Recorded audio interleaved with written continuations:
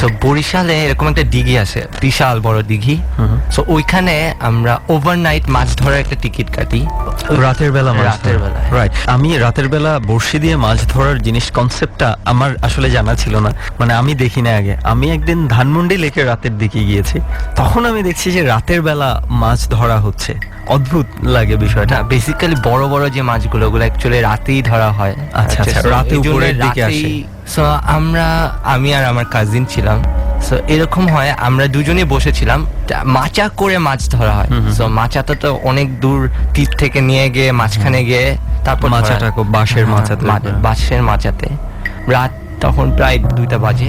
আমি আমার কাজিন বসেছিলাম, তখন আমার কাজিন হঠাৎ করে বলে যে হ্যাঁ অনেক রাত হয়েছে, দেখি যে আশেপাশে হয়তো কোনো চায়ের দোকান খুঁজে দেখতে পারি, আমি একটু গেলাম, তুমি বসো। সো আমি গান শুনছিলাম হেডফোনে।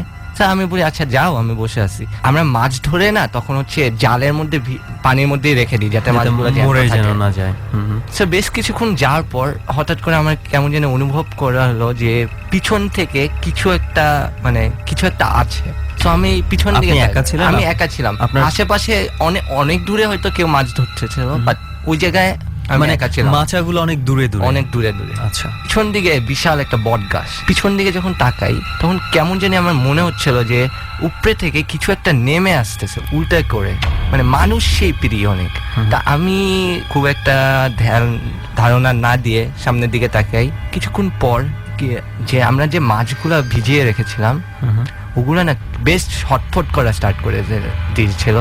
আচ্ছা। পানি ছিটাছিটি ছিল। আমি যেহেতু গান চলছিলাম, গানটা অফ করে দিই, তখন আমি টের পাই যে মাচার মধ্যে কিছু একটা হাঁটার শব্দ, মানে আমার পিছন থেকে কেউ আসতেছে। হঠাৎ করে একটা কেমন যদি ভয় নেমে আসে।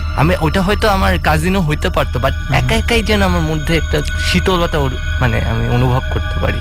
কিছুক্ষণ পর আমি খেয়াল করি যে আমার পাশ দিয়ে বেশ লোমশ একটা হাত, বিশাল, মানে আঙ্গুলগুলো অনেক লম্বা লোমশ একটা হাত আমার পাশ দিয়ে ঠিক যাচ্ছে।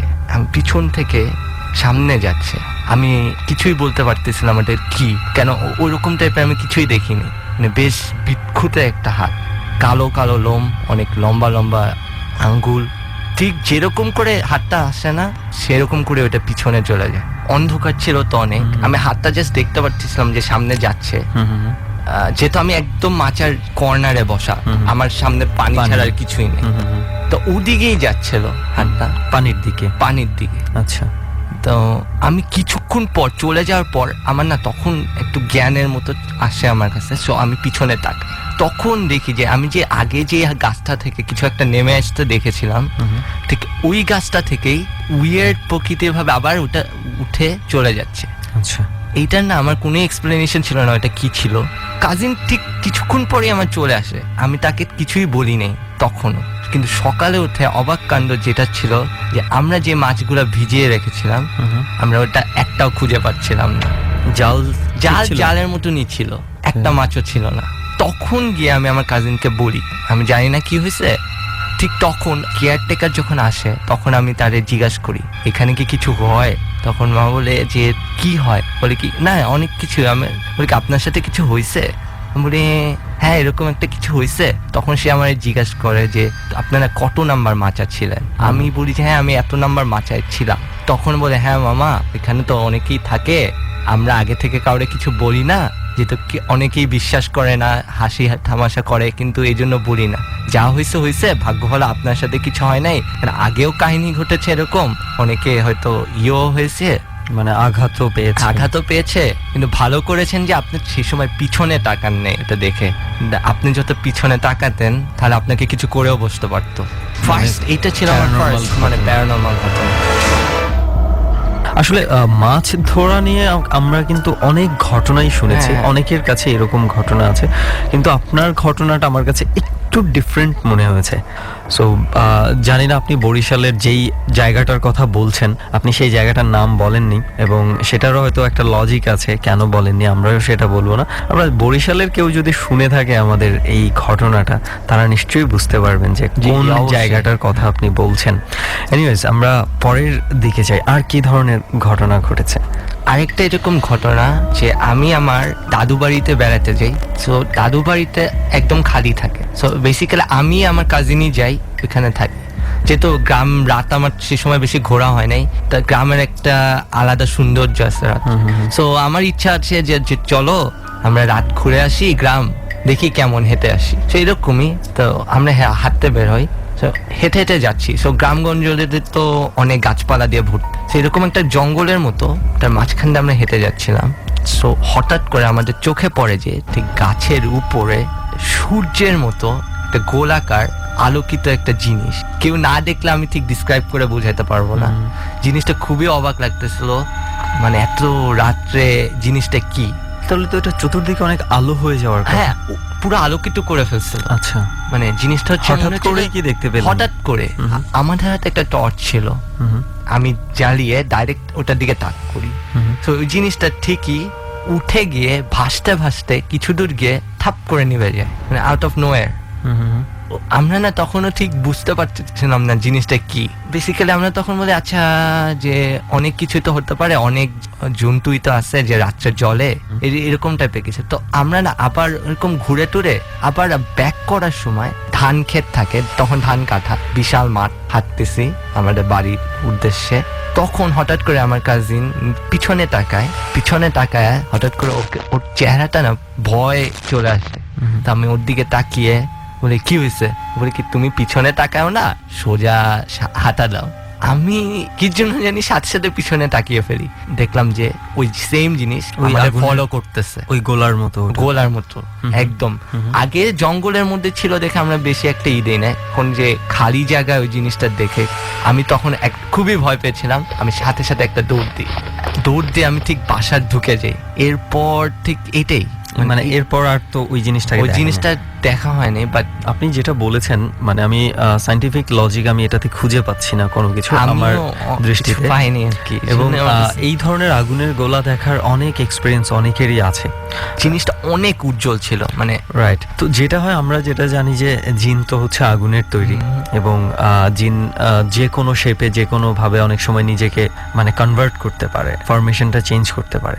অনেক সময় হয় যে জিন এইভাবে হচ্ছে নিজেদের মানে রূপটাকে পরিবর্তন করতে পারে এবং এক জায়গা থেকে আরেক জায়গায় মুভ করে এই ধরনের রূপ ধরে আর কি। সো হতে পারে এই ধরনেরই কোনো কিছু জিন। এবং আমরা তো জানি যে সব মানুষের চেয়ে জিনের সংখ্যাই পৃথিবীতে অনেক বেশি, সবসময় মানুষকে ফলো করছে জিন। হয়তো সেটা ভালো জিন হতে পারে, মন্দ জিনও হতে পারে, হয়তো বা এই ধরনের কিছু একটা ছিল আপনাদের যেটা। ওকে, আমরা এবার পরবর্তী ঘটনার দিকে যাই। রিসেন্টলি আমরা একটা নতুন বাসা চেঞ্জ করে উঠেছি, 6 মাস হবে। 1 মাসের পরই আমি যখন রাত্রে ঘুমাতে যাই, আমি জানি যে আমার উপরতলায় খালি, কেউ নাই, যেহেতু বাসাটা একদম নতুন, এখনো কেউ মুভ ইন করে নেই। আচ্ছা। সো ফার্স্টের দিকে এমন হতো যে ঠিক রাত 2-3টার সময় মনে হতো যে উপরে থেকে সবকিছু ভেঙে চুরে একদম মানে একাকার অবস্থা হয়ে যেত, অনেক শব্দ হতো, আমার ঘুম ভেঙে যেত লিটারালি। এত শব্দ হতো? এত বাসায় তো আপনি আরো ফ্যামিলি মেম্বার? আমি আর আমার আম্মু। আমার আম্মুর জিনিসটা টের পাইতো। আচ্ছা। আমার আম্মু বলতো যে আচ্ছা উপরে কি হয়, এটা তো বলা যায় না। রিসেন্টলি যেটা হওয়া শুরু করেছে, আমার ঠিক যে আমার বিছনা তার উপরে একটা জানলার উপাস থেকে নক আসে হঠাৎ করে। কয় তলায় বাসা আপনার? আপনার 6 তলায়। 6 তলায়? মানে ওইখানে দাঁড়ানোর কোনো নাই। আর আমি না বুঝতে পারি যে যেহেতু এরকমও বলতে পারে অনেকে যে হ্যাঁ বাতাসে হয়তো নড়ছে, বাতাসের শব্দ একরকম, আর নকের বাতাসে তো আর নক করবে না, বাতাসে পুরো জানালা খোলা থাকলে পুরো জানালাই নড়বে, নক করবে না। এটা একদম সিনক্রোনাইজড একটা নক, দুইটা করে নক হয় কিছুক্ষণ পর পর। এরপর প্রায় এখন এই জিনিসটা অনেক হয়ে গেছে, আমার এখন গেটেও নক হয়, কিন্তু ঠিক রাত 2টা-2:30টার পর। সো রিসেন্টলি যেটা হয়েছে, সো আমি এরকম ঘুমিয়ে আছি, আমার ঘুম না, আমি ঠিক মনে আছে যে আমি দরজা আটকায় ঘুমাইছিলাম। হঠাৎ করে আমার ঘুম ভেঙে যায়, আমি ঘুম থেকে উঠে যাই, আমি বিছনায় বসে পড়ি। তখন আমার খেয়াল হয় যে আম্মু আমার দরজার সামনে দাঁড়িয়ে। জিনিসটা আমার খুবই অবাক লাগে, এত রাতে তো আমার আম্মু আমার রুমের সামনে আসার কথা না। আমার আম্মুর চুল অনেক বড় বড়, সো জিনিসটা হচ্ছে তার চুলটা না সামনের দিকে করা ছিল। সো আমি উঠে আমার আম্মারে জিজ্ঞাসা করি যে আম্মু কিছু হয়েছে, এত রাতে তুমি যে এসছো? না, কিছু না বলে খুব আস্তে আস্তে হেঁটে আমার পাশে বসে পড়েই না হঠাৎ করে আমাকে জড়ায় ধরে। হয় কি, আমি না শ্বাস নিতে পারতেছিলাম না, মানে আমার শ্বাস আমার বন্ধ হয়ে এত গেছে। জোরে হয়ে গেছিল, আমার শ্বাস বন্ধ হয়ে গেছিল। সো আমি কোনোভাবে আল্লাহর নাম নেওয়া শুরু করি, আমি যেহেতু নিতে পারতেছিলাম না, ঠিক যেভাবে এসেছিল না ঠিক সেইভাবে জিনিসটা নাই হয়ে গেল, মানে মুহূর্তের মধ্যে নাই। আম্মু নাই।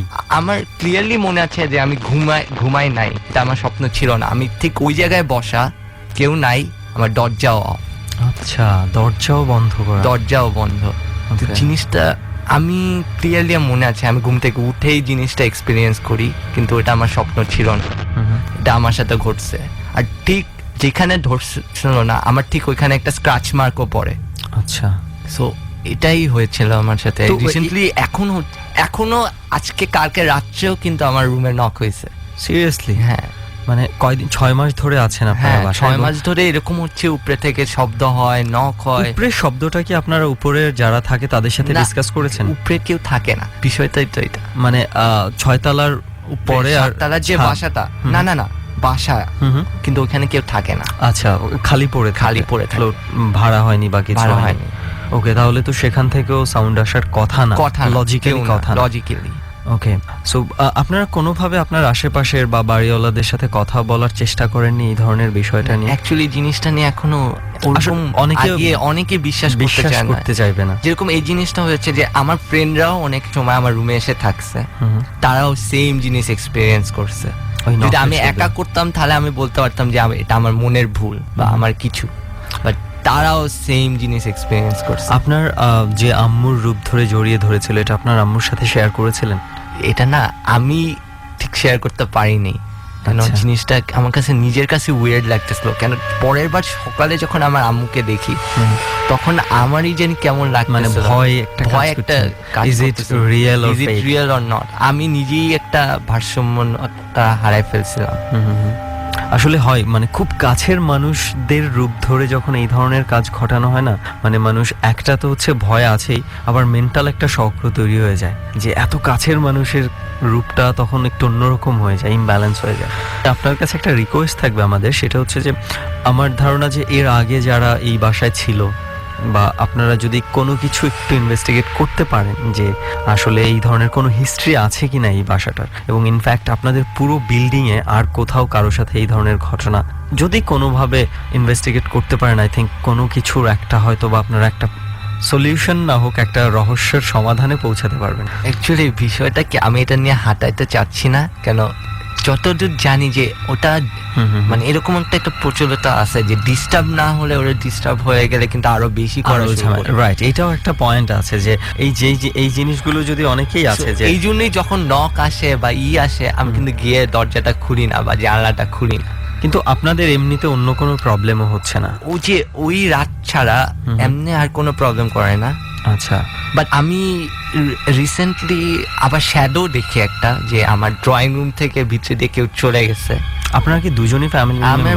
আমি বাসায় আমি আর আম্মুই থাকি। আমার আম্মুর রুমও লক থাকে, আমার রুমও লক থাকে, মাঝখানে করিডোর, ওইখানে এখন প্রায় শ্যাডো দেখি। আমি ঠিক জানি না ওটা কি আমি আমার মন থেকে নিতেছি, এই কাহিনীর সাথে কানেক্ট করার চেষ্টা রাতের বেলায় দেখেন নাকি? রাতের বেলায় না, যেখানে আপনি মানে নিজে থেকে সম্পূর্ণ সচেতন, কি ফেক দেখছি বা নিজের আমার ইলিউশন থেকে বা ইমাজিনেশন থেকে কোনো কিছু দেখছি কিনা, যথেষ্ট সচেতন থাকার পরেও কিছু জিনিস অবজার্ভ করছেন, আই থিঙ্ক কিছু না কিছু একটা তো অবশ্যই আছে। তা নাহলে গত 6 মাস ধরে টানা এইভাবে তো হওয়ার কথা না, এবং একটা নির্দিষ্ট টাইম পিরিয়ডে হচ্ছে।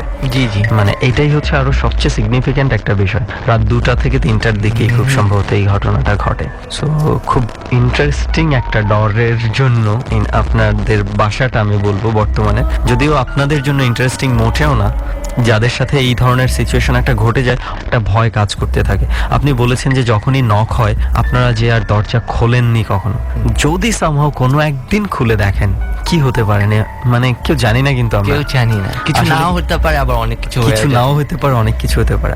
সো এইটা আমি মনে করি একটা মানে মেন্টাল একটা ট্রমা আর কি। তো এই হচ্ছিল আপনার এক্সপেরিয়েন্স গুলো। জি জি, ওকে ওকে আফসিন ভাই, অনেক অনেক ধন্যবাদ আপনাকে। মানে আমি আসলে বলবো যে আমি আবার বেশ কিছুদিন পরে কিছু একটু ডিফারেন্ট, একটু অন্য রকমের কিছু ঘটনা শুনেছি। আপনার সেই মাছ ধরার ঘটনা এবং হচ্ছে আপনার বাসার, মানে সবচেয়ে বেশি আমি ইন্টারেস্টেড আপনার বাসার ঘটনা নিয়ে। এবং আফসিন ভাই, আমি কন্টাক্টে থাকবো আপনাদের, যে আমি জানতে চাই আপডেট, যতদিন আপনারা ওই বাসায় আছেন কি প্রবলেমটা কি। ইনফ্যাক্ট এমনও হতে পারে একদিন আমি বা আমরা টিম নিয়ে চলেও যেতে পারি, সেক্ষেত্রে কোনো প্রবলেম নেই। না না না, অবশ্যই। আমিও নিজেও একটা ক্লোজার চাচ্ছি আর কি। Okay. মানে আমিও তো ঠিকভাবে এখনো ঘুমাতে পারছি না নকের কারণে। Right. ঘুম ভেঙেছে। একটা কিন্তু থাকে, মানে চিন্তা একটা থাকেই অলওয়েজ। সো দেখা যাক, ডট টিমের মাথায়ও বিষয়টা ঢুকে গেছে। Always welcome. অনেক অনেক ধন্যবাদ আফসিন ভাই, আরো একবার আপনাকে আমাদের জার্নিতে আসার জন্য। Thank you. ডর মানে ভয়, হন্টেড বাই প্রাণ মিস্টার ম্যাঙ্গো ক্যান্ডি। 130তম পর্বটি আমরা গত সপ্তাহে ধারণ করেছি খুলনার লবণচোড়া এলাকার একটি বিশেষ কোনো জায়গাতে। এই সপ্তাহে প্রথম ঘন্টায় আমরা গেস্ট হিসেবে পাচ্ছি দুজনকে, আফসিন রাব্বানি এবং রনি। বিরতির সময় হয়ে গেছে 4 মিনিট পর। আমি আরজে কিবরিয়া আবারও ফিরবো ডরে, সাথেই থাকুন। ডর 89.2।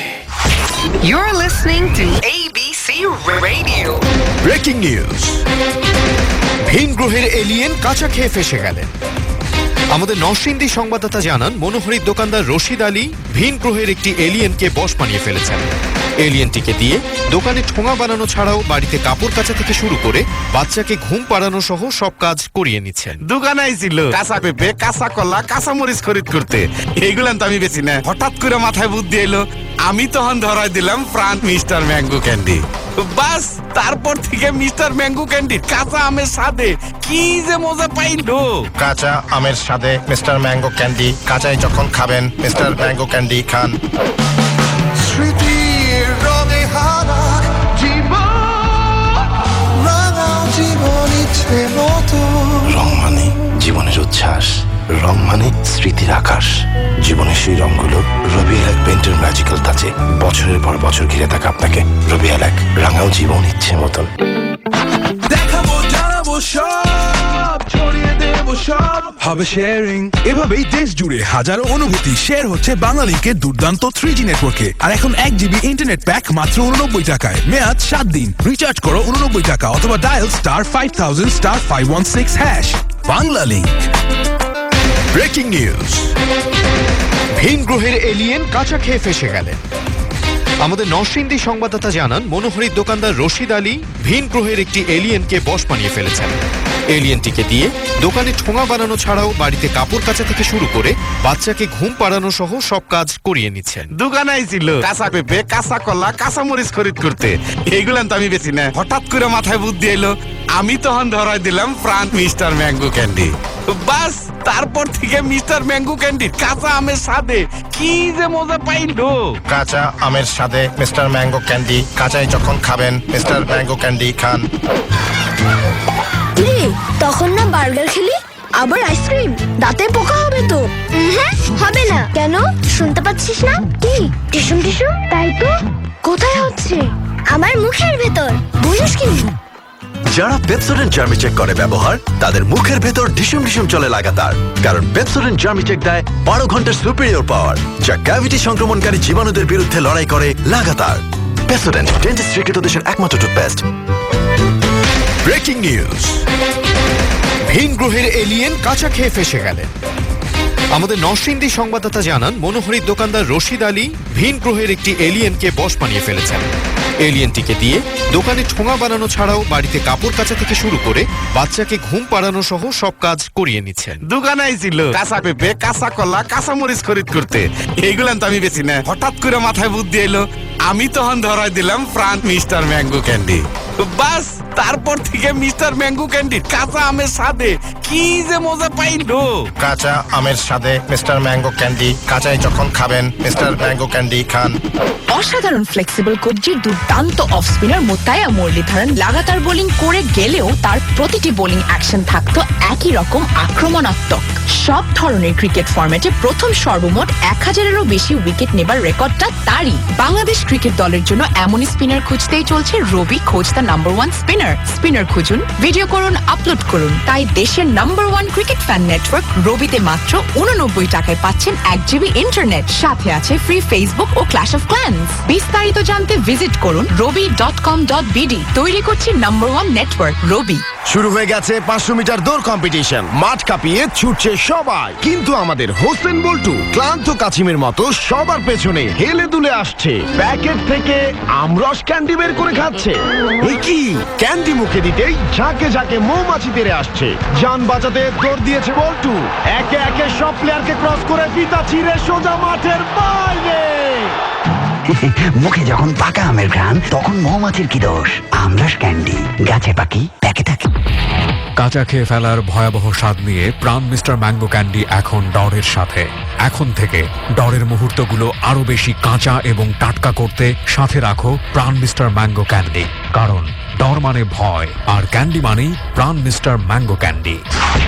You're listening to ABC Radio 89.2 FM.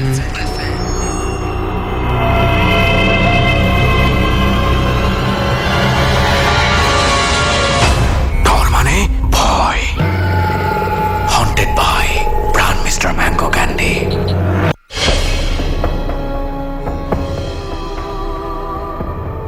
4 minute পর আরো একবার স্বাগত জানাচ্ছি ডরে। ডরের রেসিপিটা মনে করিয়ে দিচ্ছি, যদি সত্যি আপনি পেতে চান ভয়, যদি স্বাদ নিতে চান ডরের, তাহলে হালকা করে জানালাটা খোলা রাখুন, ঘরের বাতি নিভিয়ে দিন, রেডিও যেখানে স্পষ্ট শোনা যায় এরকম একটি জায়গায় বসে শুনতে থাকুন ডর। রাত 12টায় শুরু হবে ডরের special segment tarot card round with Reza ভাই। আর যারা এখানে আসতে চান জীবনে ঘটে যাওয়া অধিভৌতিক ঘটনা নিয়ে, তারা আমাদেরকে ফোন করুন 09613892 এই নাম্বারে। আবারও ফিরছি ঠিক সেই জায়গাটিতে যেখানে আমরা ছোট্ট একটা বিরতি নিয়েছিলাম। ডর। ওকে, চলুন এবার আমরা আরো একজন যে অতিথি অপেক্ষা করছে আমাদের জন্য, এবার আমরা তার কাছে যাই। এই ফাঁকে একবার আমি বলতে চাই, সবাইকে একটু মনে করিয়ে দিতে চাই, আমি জানি যে যারা ডর শুনছে এই মুহূর্তে, অনেকের এরকম অনেক অনেক ঘটনা আছে তাদের নিজেদের সাথে ঘটেছে অথবা এমন হয়েছে যে আপনার আশেপাশে ঘটেছে। এই ঘটনাগুলোকে আমরা হারিয়ে যেতে দিতে চাই না, আমরা চাই এই ঘটনাগুলো আপনারা সবার সাথে শেয়ার করুন। এবং সেই জন্য ডর টিম প্রস্তুত রয়েছে। আপনার আশেপাশে কিংবা আপনার নিজের সাথে যদি কোনো ধরনের কোনো প্যারানরমাল এক্সপিরিয়েন্স হয়ে গিয়ে থাকে, তাহলে বলবো যে আপনি চাইলে আমাদের ডরের জার্নিতে যোগ দিতে পারেন। এবং শুরুতেই ফোন নাম্বার বলা হয় ডরে অংশগ্রহণ করার জন্য, সেই ফোন নাম্বারে ফোন করে আপনি ডরের জার্নিতে অংশগ্রহণ করতে পারেন, আপনি ট্যারোট কার্ড রাউন্ডে অংশগ্রহণ করতে পারেন। যাই হোক, আমি আরও একবার ফোন নাম্বারটি একটু বলে দিচ্ছি। ফোন নাম্বারটি হচ্ছে 09613892 আবারও বলছি 09613892 স্বয়ংক্রিয়ভাবে আপনার কথাগুলো রেকর্ড হবে। আপনি কোথায় থাকেন বর্তমানে এবং কি করেন এই সংক্ষেপে পরিচয়টা দিবেন এবং একটা ভ্যালিড ফোন নাম্বার বলবেন, যে ফোন নাম্বারটাতে ফোন করে আপনাকে সব সময় পাওয়া যাবে। এবং খুব সংক্ষেপে আপনার কি ধরনের ঘটনা রয়েছে সেই ঘটনাগুলো আপনি বলবেন, তারপরে ডর টিমই আপনাদের সাথে যোগাযোগ করবে। ওকে, চলুন এবার আমরা পরবর্তী অতিথির কাছে যাই। তার পরিচয় তার কাছ থেকে দিয়েই আমরা শুরু করি। নামটা কি? রনি। রনি, ওকে। সো রনি, আমরা যেটা জানি যে আপনার কাছে বেশ কিছু ঘটনা আছে, শুরুতে কোন ঘটনাটা? আচ্ছা, এটা আমার স্কুল ফ্রেন্ড শামীম, ওর আমি দুজনেই বরিশাল জেলা স্কুল 2005 থেকে মেট্রিক পাস করি। তো কদিন আগে দেখা হয়, তো আমাকে বললো যে ঘটনাটা আমি যাইতে পারবো না, তুই শেয়ার কর। আমি বললাম না স্পেসিফিক এরিয়াতে, বাট এটা আপনি ধরেন মোহাম্মদপুরের ভিতরে কোন একটা এরিয়াতে হতে পারে, নতুন বাসা না। তো 6 তলা বিল্ডিং, 4 তলায় থাকে ও। যেহেতু ওর বাবা নাই, ফ্যামিলিটা নিজেরই দেখতে হয়, আর ঢাকাতে ওর ফ্যামিলি যাওয়া আসা সবসময় হয়। তো ওই সময় ওর ভাই বা বোন মানে মা কেউই ছিল না বাসায়, ও একাই ছিল। তো ও করে কেউ স্মোক করার সময় হয়তো অনেক সময় বারান্দায় বা সাদে যে করে, ও বাসার ভিতরে 17 স্মোক করে না। তো এমনি বসে বসে কাজ করতেছিল, সফটওয়্যার ইঞ্জিনিয়ার যেহেতু। তো হঠাৎ করে সে রাত স্পেসিফিক টাইম বলতে পারে না, বলছে 1টা এরকমই হবে, যে শুনতেছে যে মানে আপনার বাসার নিচে প্রচন্ড মানে বিড়ালের কান্না বা বিড়ালের আওয়াজ, কিন্তু কন্টিনিউয়াসলি সেই জিনিসটা যখন টানা 10-15 মিনিট, মানে ও বলতেছে আধা ঘন্টার মতো চলে গেছে, তখন তার কাছে একটু উইয়ার্ড লাগে যে এতক্ষণ কেন হয়। 17 শুনি আমরা বিড়াল কাদা করবে, এতক্ষণ কেন? আচ্ছা, যাই হোক, আধা ঘন্টা চলে যাওয়ার পর ও শুনলো যে ওর জানালার পাশে দেওয়ালে একটা বাড়ি, লাইক কেউ যদি আপনার দেওয়ালের ওই পাশটাকে জোরে একটা খুশি মারে, হ্যাঁ, এরকম একটা সাউন্ড। ও প্রথমে মানে কিছু মনে করে না, ঠিক একটু পরে আরেকবার, এবং এবার শুনছে 2-3 বার। এবার তার মানে সে মোটামুটি শিওর হয়েছে ঘরে মনে বা বিল্ডিং এ চোট ঢুকছে। তো সে যেটা করে, সে জানলা থেকে মুখ টুক বাইক দেখে আশেপাশে কিছু দেখে কিনা। তো ও দেখে না কিছু নাই, কিন্তু সামহাউ ওর জানলার পাশে পাইপ ছিল, তো মনে করছে পাইপ ব্যাকে উপর টুপরে গেছে নাকি ছাদে। তো সাথে সাথেই ওই বাসা থেকে বের হয়ে সে ছাদে যায়। সাহসী ছিল খুব, ভয়টা পাইত অন্যরকম ভাবে। তো পুরা ছাদ দেখে যে না কেউ নাই, তখন সে চিন্তা করলো যে হয়তো বা রাতের বেলা অন্য কোনো জায়গায় সাউন্ড হয়েছে, হয়তো বা আমার মনে হয়েছে যে খুব আমার মানে দেওয়ালে লাগে। সে চিন্তা করলো যে স্মোক করি। তো পানির ট্যাঙ্কের উপরে উঠে স্মোকটা সে করার পরে সে সিগারেটটা যখন ফালায়, ও যেটা বলে যে দোস্ত ওই সময় এমন না যে বর্ষাকাল ছিল, একদম গরম ছিল এবং বাতাসও নেই। আমার শরীরের ভিতর থেকে মনে হলো যে সিগারেটটা ফালাইলাম, হঠাৎ করে একটা মানে গরম বাতাস, নট ঠান্ডা বাতাস, গরম বাতাস শরীরের ভিতর থেকে পাস হয়ে যায়, এবং এত জোরে পাস হয় ইটস লাইক ঝড়ো বাতাস ওরকম। কিন্তু আশেপাশে কিন্তু ওই রকম ভাবে কোনো বাতাস নাই। মানে ও যেটা বলে যে পাস হওয়ার পর আমি কি হয়েছে আমি বলতে পারবো না, আমার কিছু মনে নেই, সেন্সলেস হয়ে যায়। ওরা কিছু খেয়াল নাই।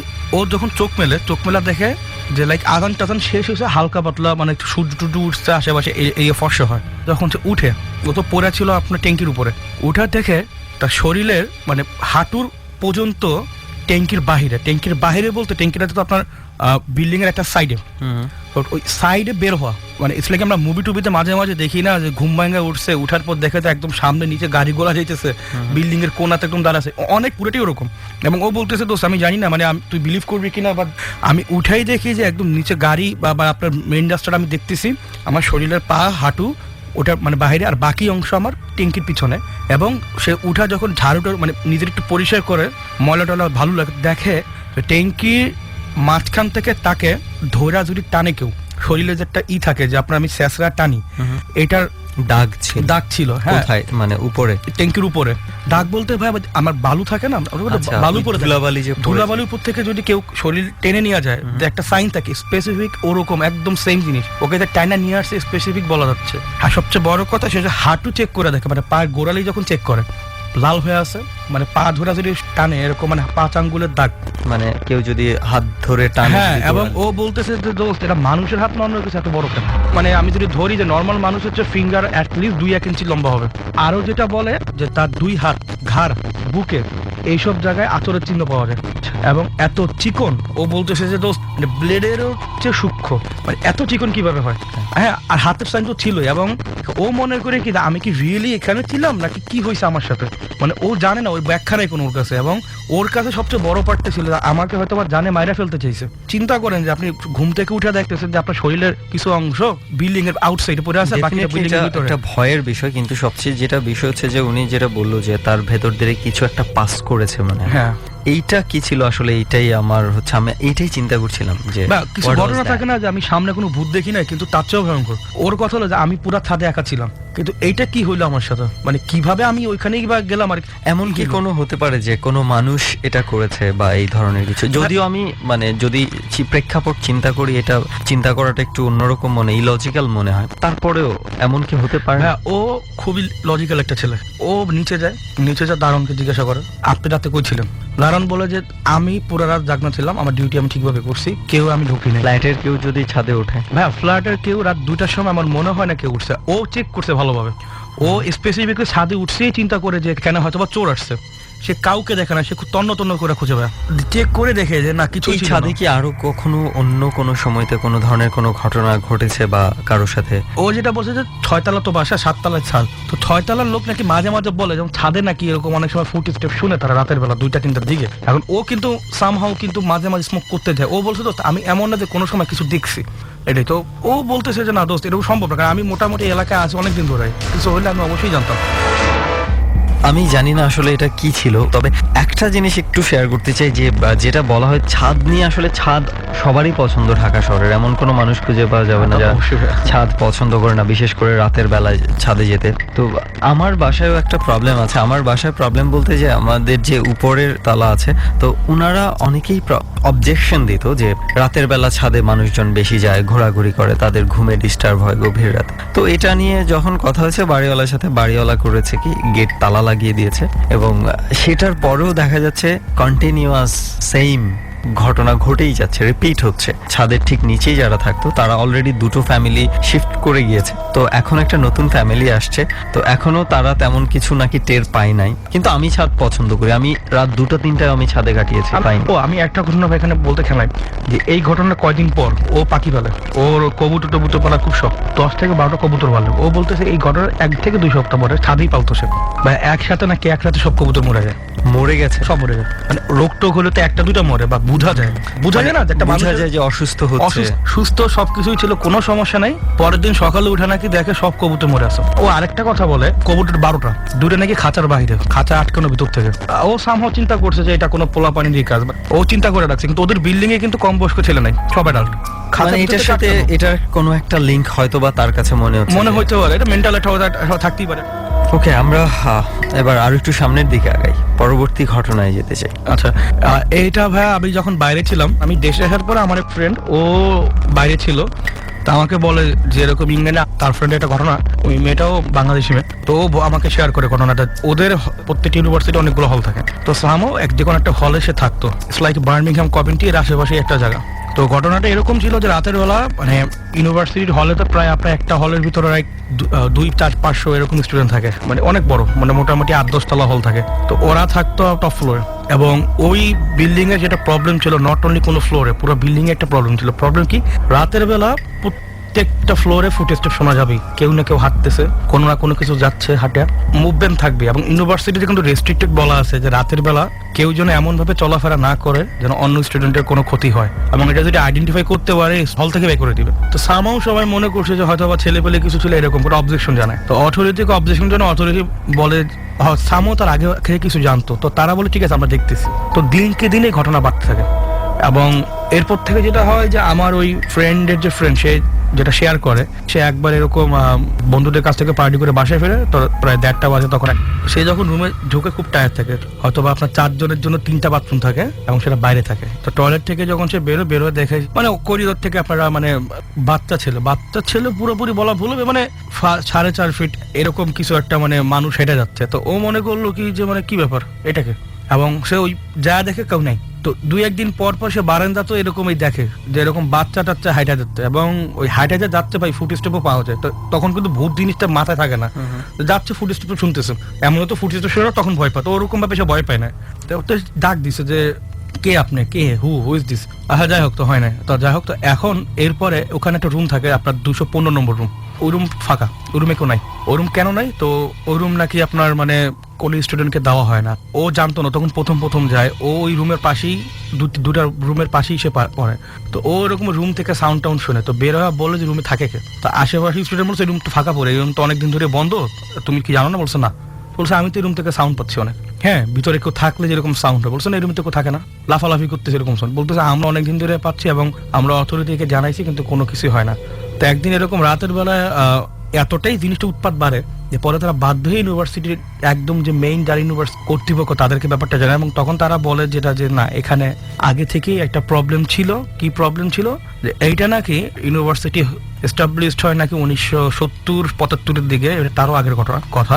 তো এটা নাকি একসময় শিশুদের মেন্টাল হসপিটাল ছিল, ওইখানে শিশুদের মেন্টাল ট্রিটমেন্ট করা হয়তো, মানে মেন্টাল ট্রিটমেন্ট বলতে যা বোঝায়। এবং এর জন্যই নাকি এরকম মাঝে মাঝে বাচ্চাদের দেখা যায় হসপিটাল এখানে, এবং ফুট স্টেপ শোনা যায়, কান্নার আওয়াজও পাওয়া যায় অনেক সময়। তো পরে তারা বলে যে আমাদেরকে নতুন কোনো জায়গায় দেওয়া হোক। এখন কথা হলো যে এত বড় একটা স্টুডেন্ট একসাথে শিফট করাটা সম্ভব না, তো অ্যাকোমোডেট করাটা খুবই টাফ। এবং এটা কিন্তু নট কোনো ফ্লোর বা কোনো স্পেসিফিক রুম, পুরা হলের ভিতরে সমস্যা আছে। ইনফ্যাক্ট ইংল্যান্ডে এরকম অনেক জায়গা আছে। আসলে ওই ধরনের এলাকাগুলো একটু পশ এলাকা, তারপরে একটু ভৌতিক ঘটনা প্রচুর প্রভাব রয়েছে। ওখানে হয়েছে কি যে আমরা লন্ডন বলতে যেটা বুঝি, মানে লন্ডনটা দেখলে মনে হয় সিটি, বাকি যে নর্মাল সিটিগুলো আছে বা বার্মিংহাম একটা সিটি শহর, ওদের হয়েছে কি আমাদের দেশে যেমন ধরেন যে মতিঝিলে খুব ডেভেলপ বা ধানমন্ডি ডেভেলপ, ওদের কিন্তু ব্যাপারটা এরকম না। ওদের হয় কি একটা সিটির ভিতরে একটা জায়গাতেই বড় মার্কেট, এবং ওটা কেন্দ্রিক করে সবকিছু গড়ে ওঠে, আর বাকিগুলোতে ওরকম কোনো বড় মার্কেট নাই। হ্যাঁ, ওটাকে সিটি সেন্টার বলে, প্রত্যেকটা শহর একটা করে সিটি সেন্টার। ওই সিটি সেন্টারের আশেপাশে খুব বেশি মানুষ বা যান্ত্রিকতা, এর আশেপাশে কিন্তু বাংলাদেশে অনেকটা গ্রামের মতো, এবং 7টা-8টা বাজলেই আপনার মোটামুটি রাস্তা করে পাবেন না কাজ না থাকলে, এরকম অবস্থা। মানে ইটস লাইক অনেকটা আমাদের দেশে গ্রামের সিনের মতো। এবং সত্য কথায় কিছু জায়গা আছে, বাসা আছে, গুগলে সার্চ মারলে পাবেন top 10 haunted house in England. Right, এটা প্রচুর আছে, প্রচুর ধরনের এবং জায়গা রয়েছে। সরকারিভাবে লেখা দেওয়া আছে যে আপনার যে মানে যদি কেউ ঢুকতে চাইলে ঢুকো, কিন্তু কিছু হলে কর্তৃপক্ষ দায়ী না। ওকে, এই হচ্ছে তাহলে আজকে রনির শেয়ার করা ঘটনাগুলো। হ্যাঁ ভাই, এবং সেই সাথে এরই সাথে কিন্তু আজকে আমাদেরও প্রায় শেষ দিকে চলে এসেছি, আমাদেরও র্যাপ আপ করতে হবে। সো অনেক অনেক ধন্যবাদ রনি। আপনাকে অনেক ধন্যবাদ।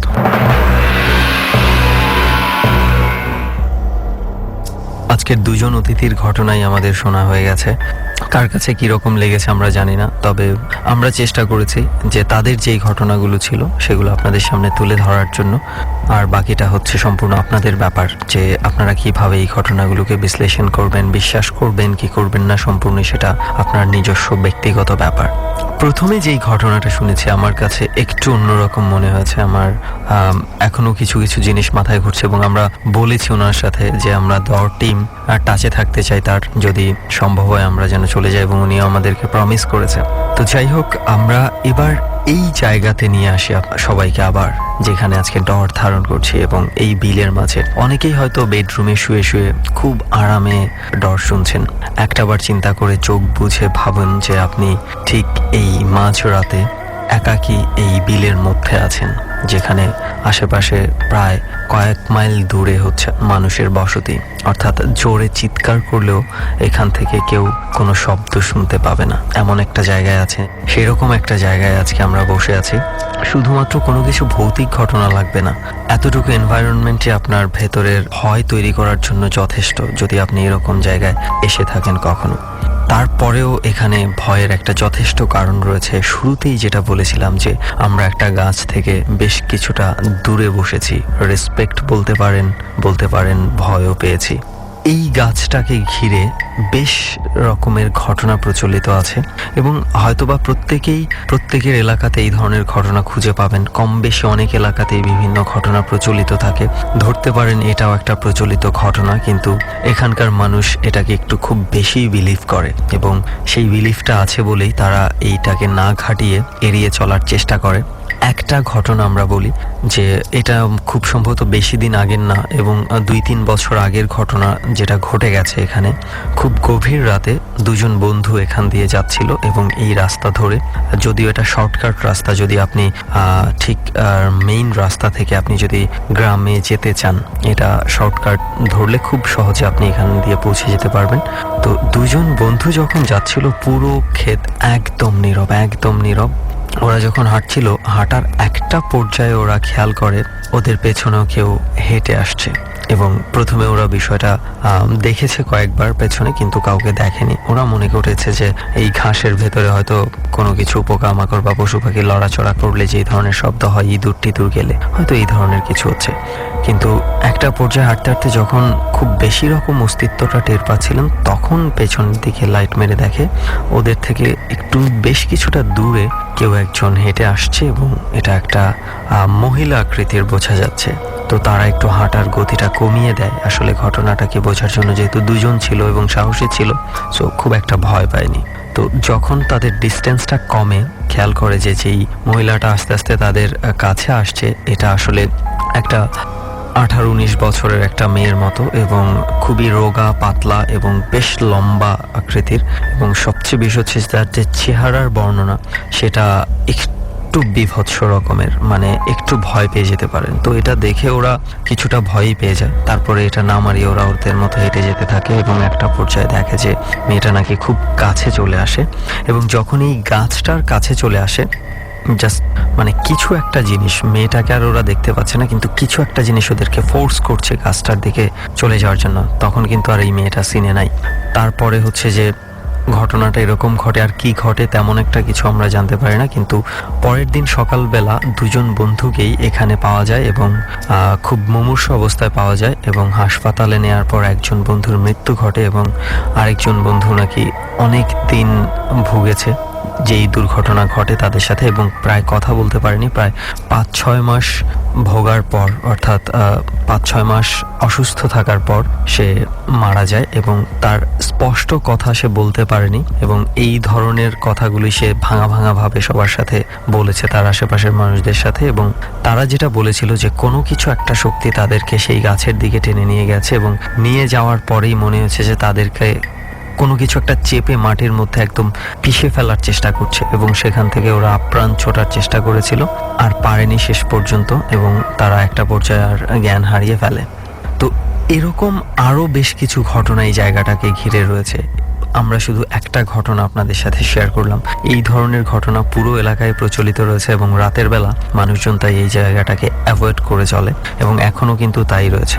তো আমরা যাই হোক, এতটুকু শোনার পর আমরা টিম পুরো আগ্রহী হই এবং এক্সপিরিয়েন্সটা নিতে চাই, সেই জন্যই আজকে আমাদের এখানে চলে আসা।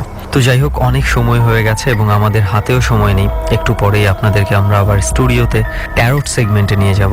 তাই আজকের মতো আমি সুমন এবং লোবান অতিথিদের সহ বিদায় নিচ্ছি। সামনের বৃহস্পতিবার কোনো একটা হন্টেড প্লেস থেকে আবারও আপনাদের সাথে যোগ দেব। ডর মানে ভয়, হন্টেড বাই প্রাণ মিস্টার ম্যাঙ্গো ক্যান্ডি।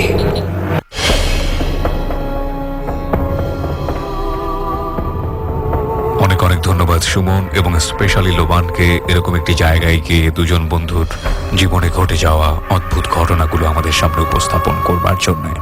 ডর এই মুহূর্তে টার্ন করবে বিশেষ সেগমেন্টে, এবং সেটা শুরু হবে ঠিক রাত 12টায়।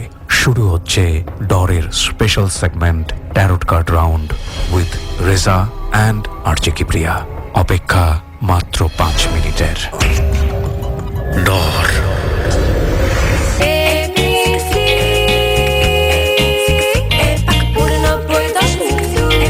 শুরু হয়ে গেছে 500 মিটার দৌড় কম্পিটিশন। মাঠ কাঁপিয়ে ছুটছে সবাই, কিন্তু আমাদের হোসেন বল্টু ক্লান্ত কাছিমের মতো সবার পেছনে হেলে দুলে আসছে। প্যাকেট থেকে আমরস ক্যান্ডি বের করে খাচ্ছে। এ কি, ক্যান্ডি মুখে দিতেই ঝাঁকে ঝাঁকে মৌমাছি তেড়ে আসছে। জান বাঁচাতে দৌড় দিয়েছে বল্টু, একে একে সব প্লেয়ারকে ক্রস করে ফিতা ছিঁড়ে সোজা মাঠের বাইরে। মুখে যখন পাকা আমের ঘ্রাণ, তখন মৌমাছির কি দোষ? আমরস ক্যান্ডি, গাছে পাকি প্যাকে থাকে। ডাক্তার ডাক্তার একটু দেখেন না, কি হয়েছে ওর? কিছু খাইতে চায় না, খালি চিৎকার করে। ঠান্ডা লাগছিল, রাতে মশা কামড়ায়। কি যে কোন, ঠান্ডা লাগবো কেমনে? গরম কাপড় দিছি না, সারা রাত তো না ঘুমায়া মশাই তাড়াইছি। বুঝছি, আমার গাবিটা ঠিক হয়ে যাইব তো ডাক্তার? টেনশনের কিছু নাই, ওষুধ দিচ্ছি, ঠিক হয়ে যাবে। বাংলার কৃষকের এই ভালোবাসা, যত্ন আর মমতায় তৈরি আমাদের ফার্ম ফ্রেশ খাঁটি দুধ। আমরা শুধু সেই খাঁটি দুধটুকুই তুলে দেই আপনার হাতে। ফার্ম ফ্রেশ খাও, এগিয়ে যাও।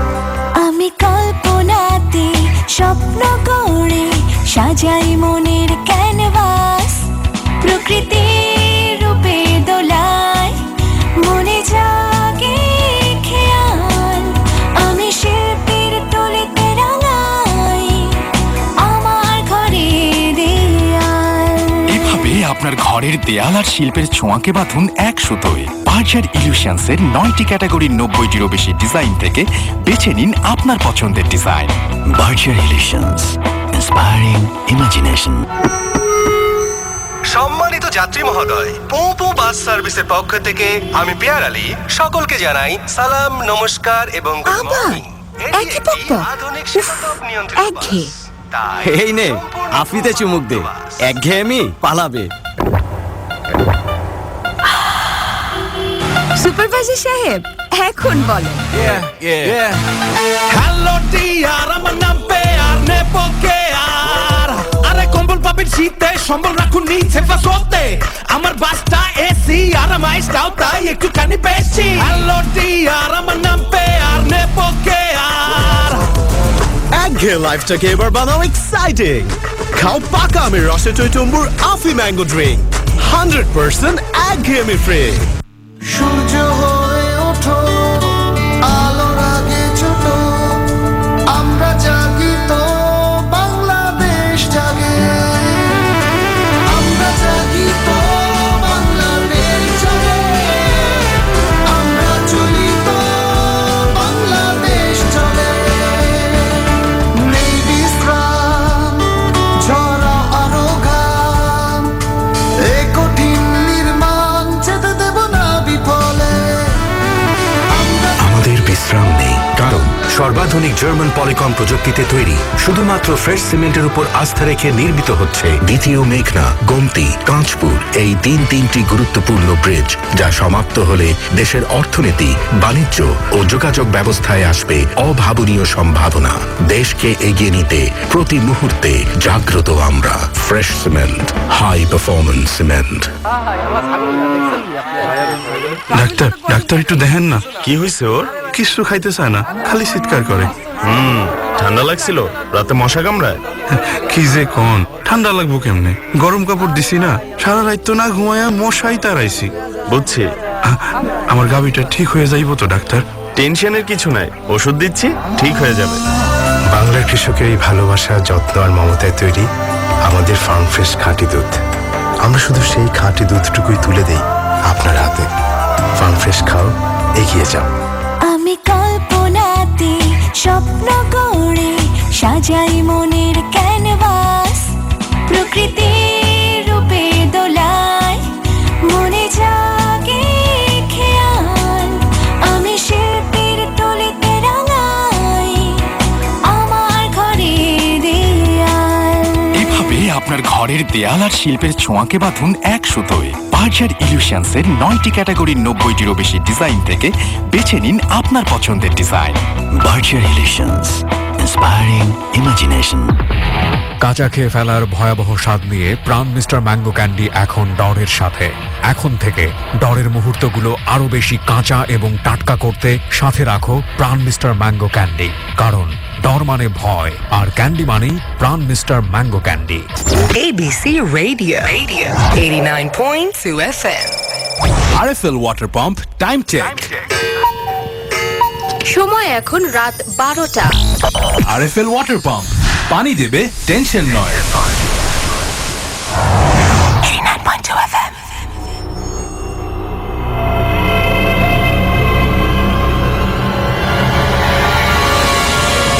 ডর মানে ভয়। হন্টেড বাই প্রাণ মিস্টার ম্যাঙ্গো ক্যান্ডি। ডর। প্রিয় শ্রোতা, আমাদের স্পেশাল সেগমেন্ট ডরের ট্যারট কার্ড রাউন্ড শুরু হয়ে গেল। আপনারা শুনছেন ABC রেডিও FM 89.2 এবং যে স্পেশাল অ্যানাউন্সমেন্ট আপনাদের গত সপ্তাহ ধরেই আমরা দিচ্ছি। ইভেন যারা ফেসবুকে আছেন তারা নিশ্চয়ই জানেন যে আমাদের স্পেশাল ব্যাপারটি শুরু হয়েছে। ইভেন আমরা একের পর এক স্পেশাল ঘটনা আপনাদের সামনে শেয়ার করছি ডরের। সেটি হচ্ছে যে রেজা ভাই তার যে পেজটি আছে ডর ট্যারট নামে, সেখানে শুক্রবার অর্থাৎ আগামীকাল রাত 11:50 তিনি ফেসবুকে লাইভ থাকেন এবং সেখানে তিনি হাজার হাজার মানুষের কথা শোনেন। এই বিষয়টা আমরা আসলে এভাবে চালু করার পেছনে একটা মূল কারণ হচ্ছে এই রেডিওতে আসলে কজন মানুষেরই আসলে এই প্যারানরমাল অ্যাক্টিভিটিস বা সেগুলো নিয়ে কথা বলা যায়, সেজন্যই ফেসবুক লাইভ। এবং ফেসবুকে যে হাজার হাজার টেক্সট আসে সেগুলোর আসলে আপনাদের না দেখলে বুঝতে পারবেন না যে বিচিত্র রকমের সমস্যা। তার চেয়ে বরং আমার মনে হয় ফেসবুক লাইভে যতক্ষণ আপনারা পান তার কাছ থেকে পরামর্শ নেবেন। সেটা হচ্ছে আগামীকাল শুক্রবার রাত 11:50 এবং এখন থেকে এটা নিয়মিত। আমাদের ফেসবুক পেজটি হচ্ছে www.facebook.com/dortarot। আমি আবারও বলি www.facebook.com/DAARTAROT, that is dortarot। Reza ভাই, হ্যালো তো আগে বলেন, তারপর আপনাকে প্রথমে একটা প্রশ্ন করছি। আসসালামু আলাইকুম। যেটা হচ্ছে যে আপনি ফেসবুক লাইভ করছেন প্রায় 2 সপ্তাহ যাবত, রাইট? আপনার কোনো এক্সপেরিয়েন্স, মানে আপনি কিভাবে হলে ভালো হয় প্রথমে একটু বলে নিতে চাই। এখানে আমরা সর্বোচ্চ 2-3জন গেস্ট পাই, কিন্তু সমস্যা কিন্তু হাজার হাজার মানুষের। যারা আপনারা এমনি আমাকে ইনবক্স করতেছেন যে ভাই আমার পয়সা দরকার, ব্যবসা হচ্ছে না, এইগুলো কোনো সমস্যা আসলে না। যদি আপনাদের সিরিয়াস সমস্যা থাকে, প্যারানরমাল সমস্যা থাকে, বাসায় কিছু হচ্ছে বা বাচ্চা কাচ্চার সমস্যা, রেডিওতে যেটা করতে পারি আমি সর্বোচ্চ 2জন বা 3জনকে সমাধান দিতে পারি।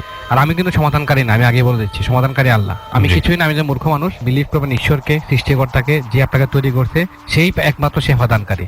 ওকে, সো আপনারা এই পলিসিগুলো মেনে চলবেন। আমাদের কাছে বেশ কয়েকজন গেস্ট আছে, আমরা একের পর এক তাদেরকে ফ্লোর দিব। আমার সামনে যিনি আছেন তার সঙ্গে একটু কথা বলতে চাই। আপনার নামটা একটু বলেন প্রথমে। আসসালামু আলাইকুম, আমি শাবনাজ।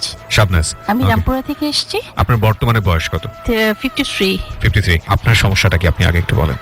আমার ছোটবেলা থেকে ভৌতিক কিছু প্রবলেম হয়, স্কুলে পড়ি না, ওই টাইমে আমি বেতুল পাড়তে যাই। বেতুল কি জিনিস? ওই যে বেত ফলে যেটা ছোট ছোট। জঙ্গলে গিয়েছি, পুরো জঙ্গলটা সেকেন্ডের মধ্যে এত ঘন কালো হয়ে গেল এবং গোল হয়ে একটা মুখোশের মতো এসে আমাকে ঝাম্প করে ধরলো। ধরার সঙ্গে সঙ্গে আমি ভূত বলে দৌড়েছি। আমি ওই সময় ভূত বলেছি। তখন আপনার বয়স কত ছিল? 5-6 বছর।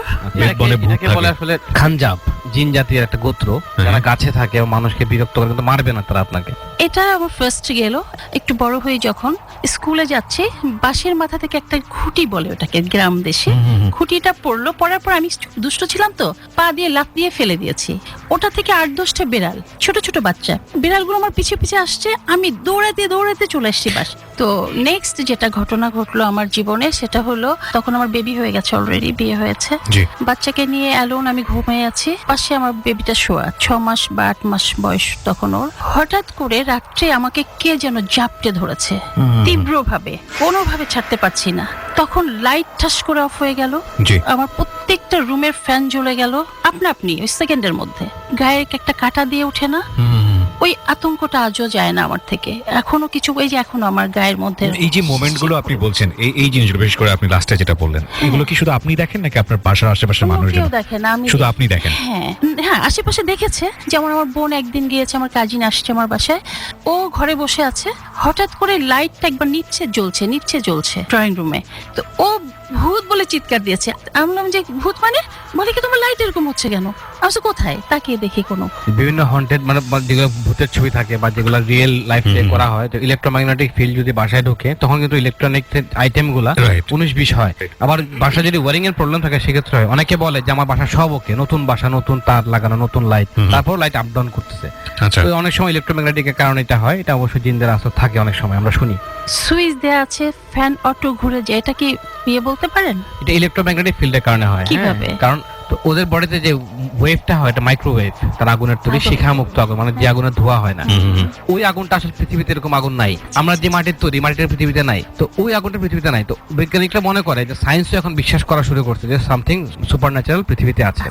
ইলেকট্রোম্যাগনেটিক ফিল্ড তাদের বডিতে কাজ করে, তখনই আমাদের লাইটিং উল্টাপাল্টা হয়। টিভি দেখবেন ঝিরঝির করতেছে, একটা লাইট অফ হয়ে যাচ্ছে, অন হয়ে যাচ্ছে, বা কারেন্টের সুইচ নিজে নিজে অন হয়ে যাচ্ছে।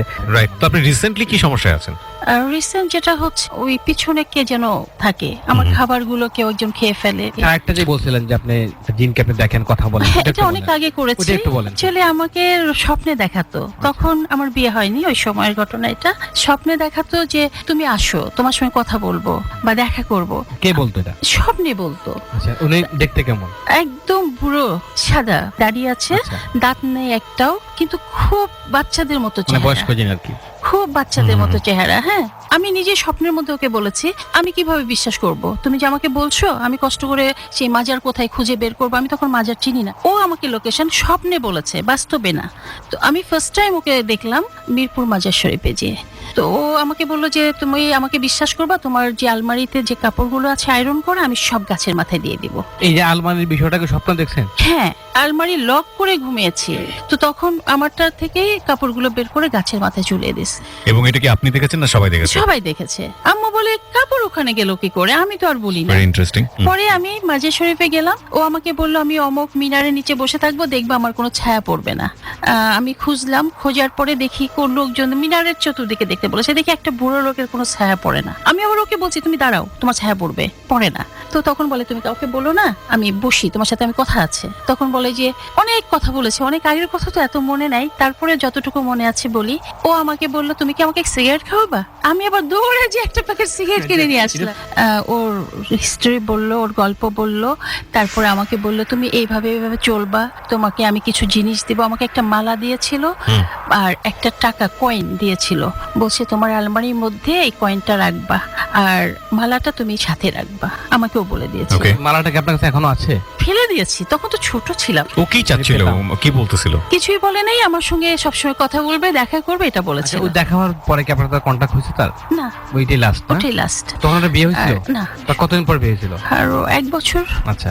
এখন আমি খুব নামাজ পড়ি, সবসময় নামাজ কালাম নিয়ে থাকি, তাই না? আমি আপনাকে প্রশ্ন করি, হ্যাঁ, দেখি আপনাদের কি আর্থিক কোনো সমস্যা হচ্ছে? যাচ্ছে জানি 5 বছর যাচ্ছে আর্থিক সমস্যা। 5 বছর কঠিন। আচ্ছা, আমরা জানি কিবরে ভাই যে জিনরা যখন আসর করে মানুষকে, এমনও আছে কাহিনী পূর্বপুরুষ থেকে জিনে আসর করা, মানে জন্ম হয়েছে তার আগে, বাই জেনারেশন করে আছে, পেটের মধ্যে থেকে, এরকম অনেক বইয়ে পাওয়া যাচ্ছে, মুভি তো আছে, আদি বই যেগুলা।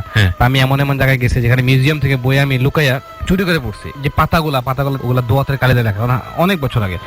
তো এই বিষয়গুলো এরকম যে অনেক সময় পূর্বপুরুষ থেকে ধরা শুরু করে এবং সারা জীবন সে আপনার নেক্সট জেনারেশনকেও সে রাখবে, কিন্তু সে বুঝতে দিবে না যে সে আছে। তখন সবচেয়ে বড় যেটা সমস্যা হয় মানসিক এবং আর্থিক, শারীরিকটা হয় না, শারীরিকটা অন্য সমস্যা। আপনার যে ক্ষেত্রে বলতেছি আমি, সবার ক্ষেত্রে কিন্তু এক না বিষয়। যারা সলিউশন শুনতেছেন মিলিয়ে নিবেন না একজনের সাথে আরেকজন, তাহলে কিন্তু প্রবলেম। তখন আপনি একটা লিমিটেড টাইমে গিয়ে আর্থিকভাবে ক্ষতিগ্রস্ত হয়ে থাকবেন। সবকিছু ঠিক আছে, বিজনেস টিজনেস এভরিথিং ওকে, কিন্তু আর্থিকভাবে আস্তে আস্তে ডাউন হতে হতে এমন অবস্থা হবে, একসময় খুব ভালো ছিলেন, এসিতে থেকে অভ্যাস হয়ে গেছে, হঠাৎ করে এসি নাই, অবস্থা কিন্তু খারাপ। এই বিষয়গুলো হয় তখন ক্ষতি হতে হতে হতে এবং পুরো পরিবারটাই নষ্ট হয়ে যাচ্ছে, ধ্বংস হয়ে যাচ্ছে। আপনার কি এই সমস্যাই? হ্যাঁ, ঘুরে ফিরে কিন্তু পারিবারিক সমস্যা সমাজ যাচ্ছে ভাই, প্যারানর্মাল থেকে বেড়ে আমার শারীরিক প্রবলেম হচ্ছে, আমার এই হাতটা অবশ হয়ে যায়। ডাক্তার দেখাচ্ছেন? অনেক ডাক্তার দেখিয়েছি, কোনো কিছু পায় না। বিষয়টা এরকম না যে আমি একটা ফু দিলাম ঠিক হয়ে গেল, এটা এরকম প্রবলেম যাদের ওদেরকে সময় দিতে হয়, স্টাডি করতে হয়। হ্যাঁ, কারণ অনেকে আমাকে ফোন দিতেছেন, এটা আমি একটু বিরক্ত হই মাঝে মধ্যে। দেখা যায় যে কোনো কারণ নাই, ভাই আমার গার্লফ্রেন্ড নাই, ওকে আইনা দেন, এগুলো আমি সমাধান কখনো করি না। তো আমি হয়তো বা আপনাকে রাস্তা দেখাতে পারি যে এইভাবে গেলে এটা হতে পারে, এইভাবে গেলে ট্রিটমেন্ট হতে পারে। এই এবং যারা এখানে এই অনুষ্ঠানটা শুনছেন, আমরা বিশ্বাস করি এখানে অনেক ডাক্তার আছেন, অনেক ফিজিশিয়ান আছেন এবং অনেক সায়েন্টিফিক একেবারে আগাগোড়া যুক্তি বুদ্ধি সম্পন্ন মানুষ কিংবা সাইকিয়াট্রিস্ট যাই বলেন এখানে আছেন, তাদের সবার প্রতি রেসপেক্ট রেখে বলছি, with due respect, this is an entertaining show. Of course কিছু মানুষ এটাকে বিলিভ করতে পারেন তাদের জায়গা থেকে, সেটা তাদের ব্যক্তিগত ব্যাপার। আমরা এটাকে সুপার ইম্পোজও করি না কিংবা ইম্পোজও করি না কাউকে বিলিভ করার জন্য। তবে পৃথিবীতে সুপার ন্যাচারাল থিং আছে, এটা বিজ্ঞানেই যেমন স্বতঃসিদ্ধ, সেই জায়গাটিকে একেবারেই 100% সত্য বলে সবকিছু বাদ দিয়ে নিজের জীবন ওটাকে প্র্যাকটিস করে যাওয়া ফর দ্য বেটারমেন্ট, সেটা আমরা কখনোই বলি না। ওনাদের কাছেই যান, তারপরে যদি আপনার কাছে মনে হয় যে না আপনি কোনো সলিউশন পাচ্ছেন, এখানে আসলে যে আপনি সলিউশন পাবেন ব্যাপারটা এরকম না, এটাও অনেকটা মাধ্যম হতে পারে। ওকে ওকে, প্রিয় শ্রোতা, আরো একবার স্বাগত জানাচ্ছি। আপনারা শুনছেন ডর ট্যারোট স্পেশাল রাউন্ডে আমরা আছি এবং একজন আজকে গেস্ট আছেন, আরো 3জন গেস্ট অপেক্ষা করছেন, ইনফ্যাক্ট 4জন আমি বলবো, কিন্তু এই মুহূর্তে আরেকজনের সঙ্গে আমরা কথা বলবো। আপনার নামটা একটু বলেন। জি, আসসালামু আলাইকুম, আমি অর্ণিকা মেহরিন, আমি সাভার থেকে আসছি। অর্ণিকা মেহরিন সাভার থেকে আসছে এবং অর্ণিকা মেহরিনের আগে প্রবলেমটা শুনি, হ্যাঁ, তারপরে হলো প্যারানর্মাল কি প্রবলেমের মধ্যে আছেন, যদি আমাদের প্রয়োজন হয় তারপরে আমরা স্টোরিটা রিভিল করব। আমার প্রবলেম হচ্ছে আমাদের বাসায় আমরা প্রত্যেকটা মানুষ খুব অসুস্থ থাকছি এবং এটা ব্ল্যাক ম্যাজিক, যে এটা আমরা বুঝতে পারছি, কারণ আমার বাবাকে কিছুদিন আগে ব্ল্যাক ম্যাজিক করা হয়েছিল, তার পেটে থেকে ছোট্ট একটা টিকটিকির বাচ্চা বের হয়েছিল। বের করেছেন নাভি থেকে? আচ্ছা আচ্ছা। আপনি কি সামনে ছিলেন? হ্যাঁ। কোন কবিরাজ আসছিল? কবিরাজ এসেছিল এবং শরবত, ময়দার মতো কোটান কিছু নিছিল? না না না, তাকে কাঁচা দুধের শরবত খাওয়ানো হয়েছিল খালি পেটে। ওনাকে হাঁটতে বলেছিল, হাঁটার পরে 1.5 ঘন্টার পরে বমি হয়, তখন বাবা কিছুই খায়নি, একদম খালি পেটে ছিল। তখন বমি হওয়ার পরে দেখা গেল যে ট্যাঙের শরবত এবং একদম পোস্ট ট্যাঙের শরবত এবং একটা ছোট টিকটিকির বাচ্চা। দুধটা নিয়ে আসছিল কে? আমি নিয়ে আসছিলাম। আপনি যে কিনে আনছিলেন? হ্যাঁ, একদম ফার্মে গিয়ে। দুধটা হাতে নিছিল কবিরাজ? না, কেউ কিচ্ছু না, মানে সামহাউ কিছু একটা আছে, এটা সিম্পল ট্রিক। মানে তো অবশ্যই আপনাদের সায়েন্টিফিক ব্যাখ্যা দিব। পেট থেকে বের হওয়া এটা কিন্তু নরমাল বিষয় না, তো অবশ্যই এটা সামথিং কেমিক্যাল। কিন্তু আরেকটা ব্যাপার যেটা আমরা দেখলাম, দাব্বির কথা বারবার আসছে, দাব্বি ফোরে যখন বমি করে, যখন মাথা থেকে চুল বের হচ্ছে বা এরকম কোনো কিছু, এবং ওইটা নিয়ে কিন্তু একটা প্রশ্ন তোলে প্রথম দিকে ওই মেয়েটা, সাংবাদিক মেয়েটা, তুমি আগে থেকে মুখে দিয়েছো কিংবা তুমি তাহলে তুমি ঢেকে নিচ্ছ কেন, বারবার ওকে ঢেকে নিচ্ছ কেন কাপড় দিয়ে? আর আমার বাবারটা যেমন হয়েছে যে ছোট একটা বাচ্চা, সে কিছু বোঝে না, তাকে দিয়ে ওষুধটা তোলানো হয় এবং আমরা নিজের সামনে দাঁড়িয়ে থেকে তাকে দিয়ে ওষুধটা পিষা হয়। পিষা হওয়ার পরে ছেঁকে ওই ওষুধটা দুধের মধ্যে মিশাই এবং সেটা আমি মিশাই। মেশানোর পরে সামনাসামনি দাঁড়িয়ে বাবাকে একটা ফিরি দেয়, যেটাকে গ্রামের ভাষায় ফিরি বলে, শূন্যের উপরে। হ্যাঁ, ওইখানে দাঁড় করিয়ে বাবাকে খাওয়ায়। আচ্ছা, এই যে দুধটা খাওয়ায়, এর আগে আপনাকে বললেন সে হাত দেয় না দুধে? না, সে খাওয়ায় না, আমার আম্মু খাইয়েছে। ওষুধ দিয়ে বলছেন মিশাইছিল? হ্যাঁ হ্যাঁ। ওষুধটা কে মিশাইছিল? ওই আমি মিশিয়েছিলাম। বাচ্চাটা কে দিয়েছিল আপনাকে? কবিরাজ? হ্যাঁ, কবিরাজ দিয়েছে। এখানেই হচ্ছে প্রবলেম। যদি এমন হতো সে ফু দিছে, পেট থেকে লাভ দিয়ে বাইরে গেছে, তাহলে একটা বিষয় ছিল, সে কিছু মিশাইছে দুধের সাথে, তারপরে উনি বমি করছে। খুবই সিম্পল ট্রিক এগুলো। আমার লাইফে, আমার দেশে এবং বিদেশে বড় বড় এরকম কবিরাজের কাছে আমি গেছি, রিয়েল কবিরাজ আমি হাতে গোনা পেয়েছি মনে করেন 1জন বা 2জন, তারপরে কয়েকজন মারা গেছে। এই বেশিরভাগ হচ্ছে ট্রিক, ম্যাজিক ট্রিক, যারা হাত কাসাফাই যেটা বলা হয়, টাকা পয়সা মেরে খায়, এই হচ্ছে বিষয়। তো টিকটিকির সাথে জিনের কোনো সম্পর্ক নাই, প্রথম কথা হচ্ছে এটা। যদি এমন হতো হুজুর আপনাকে বলছে দোকান থেকে দুধ নিয়ে আসেন, বাবা আপনাকে দুধ খেয়ে ফেলছে, তখন বমি করে টিকটিকি বেড়েছে, তাহলে কথা উনি ওষুধ যে মিশালো, এখানে তো সামথিং রং। কেন উনি মিশাবে? জিনকে ওষুধ খেলে জিন হয় সুস্থ হয়ে যায়, এটা বিষয়। আর ছোট একটা কথা বলতে চাই, যিনি খাইয়েছেন ওষুধটা, হ্যাঁ, উনি কিন্তু আমাদের রিলেটিভ, আমাদের একদম রিলেটিভ। ওষুধটা বাচ্চাদেরকে দিয়ে ঘাসটা তুলেছে, ঘাস এবং সেই বাচ্চা নিজেই ধুইছে, ধোয়ার পরে পাতায় দিয়ে ওটাকে পিষছে, পিষার পরে যে রসটা সেটা আমার ওড়না দিয়ে ছেঁকে আমি নিজে দুধের মধ্যে মিলাইছি এবং আমার আম্মু নিজে বাবাকে খাওয়াই। এখন আপনারা আবার একটা কাজ করবেন, একই ঘাস আবার পিষে আবার মরে আবার খাবেন দুধটা, তখন দেখবেন কি হয়, আপনি অবশ্যই আবার বমি করবেন। আর যখন এই সমস্যাটা হয়েছিল তখন আমার বাবা আমাকে, আমার মাকে, আমার ছোট ভাইকে কাউকে দেখতে পারতো না। আর দ্বিতীয় কথা, সে 2 বছর খানিক সে দিন রাত 24 ঘন্টা ঘুমাতে পারতেছিল না, চোখের মধ্যে দিয়ে কালো হয়ে ঘুমাতো না, রাতে ঘুমাতো না, ঘুমাতেই পারতো না 2 বছর। হ্যাঁ, আমরা মানে আচ্ছা, একটানা কতদিন উনি ঘুমায় নাই একটু মনে করে দেন, একটানা নন স্টপ? আমার বাবা তো কনস্ট্রাকশন ফার্মের বিজনেস করে, তো তার অনেক শত্রু। দেখা গেল যে দিনের বেলা হয়তো বা একটু ঘুমালো, আধা ঘন্টা 1 ঘন্টা পরে এসে মানে একা একা চিৎকার করে তার শুধু বলতো যে আমার পেটে ব্যথা। এমন কি হয়েছে যে একটানা ঘুমায় নাই 10-15 দিন, একটা নন স্টপ এমন হয়েছে? 3-4 দিন এরকম ঘুমায় না, এরকম হয়েছে। আচ্ছা ঠিক আছে, তাহলে বিষয়টা লজিক্যাল। জিনাসে করলে এরকম হয় না, হ্যাঁ, যদি 11 দিন একটানা না ঘুমায় থাকে একটা মানুষ তাহলে ভিন্ন কেস, সর্বোচ্চ 2-3 দিন ঠিক আছে, তাহলে এটা লজিক্যাল, কি এটা লজিক্যাল? এটার মধ্যে 3-4 দিনও দেখা গেল ঘুমায় নাই, সে খাওয়া দাওয়া করলে এখন কি অবস্থা? মাঝখানে কয়েকটা বছর খুব ভালো ছিল, খুবই ভালো ছিল, প্রচন্ড পরিমাণে। বাবা তো কনস্ট্রাকশনের কাজ করে, বিভিন্ন সাইট থেকে দেখা যায় টাকা পয়সা নিয়ে আসতেছে, কিন্তু কোনো উন্নতি নেই। একদিক দিয়ে আনতেছে, আরেক দিকে আমাদের পেছনে চিকিৎসার খরচে ভাঙতেছে। আমরা প্রত্যেকটা মানুষ অসুস্থ আছি, আর প্রত্যেকটা মানুষের একই হচ্ছে যে এই আঁটু থেকে অবশ হয়ে যাচ্ছে ব্যথায়, হাঁটতে কষ্ট হচ্ছে, করতে কষ্ট হচ্ছে। এরকম সমস্যা আমি পাইছি কি কয়েকজন, হ্যাঁ, এরকম জিন জাতীয় প্রবলেম, পা হাঁটুর নিচ থেকে অবশ হয়ে যায়, হাত অবশ হয়ে যায়, শরীর ঝিমঝিম করে, ইভেন টয়লেটে অনেকে আছে ওয়েটের কারণে টয়লেটে অনেকক্ষণ বসার পরে হাত পা ঝিমঝিম করে, ওটা ভিন্ন কেস। বাট নর্মালি সে বসে আছে নর্মালি, বাট একটা হাত বডির একটা অংশ ঝিমঝিম করতেছে এবং আলটিমেটলি সে মানে মেজাজটা খিটখিটে হয়ে যাচ্ছে। এরকম প্রবলেম কিছু পাওয়া গেছে। এটা বৈজ্ঞানিক ব্যাখ্যা তো অবশ্যই আছে, অনেকে বলে যে এটা জিনের কাজ। তারপর আপনি বলেন। তারপরে হচ্ছে কি, কিছুদিন আগে বাবার একদম 2 পায়ে থেকে একদম অবশ হয়ে গিয়েছিল, আমরা হসপিটালাইজড করেছিলাম ওনাকে। তো হসপিটালে রাখার পরে আর পাশাপাশি কবিরাজ দিয়েও চিকিৎসা হচ্ছে। তো উনি এখন হাঁটে কিছুক্ষণ পর ওনার আবার সেই একই রকম ব্যথায় আবার। এটা আসলে কি, যার সমস্যা তাকে দেখতে হয়, বুঝছেন, যার প্রবলেম ওনাকে দেখতে হবে। আমার প্রত্যেকটা ফ্যামিলি একই অবস্থা, আমারও এই একই অবস্থা হচ্ছে। আমারও পায়ের থেকে অলরেডি ব্যথা হয়ে পড়ে যাচ্ছি, কোনো কাজ না, সোফায় বসে আছি, হঠাৎ করে ব্যথা করতেছে, পা সোজা করতে পারতেছি। এখানে একটা ওজনের ব্যাপার আছে, মানুষের হাইটের সাথে ওয়েটের ব্যাপার আছে। আপনি যদি ওয়েটটা একটু লুজ করতে পারেন, তখন মানে একটা সুস্থ মানুষ যদি প্রবলেমগুলো হয় তাহলে এটাকে ট্রিট করার ট্রাই করা যায়।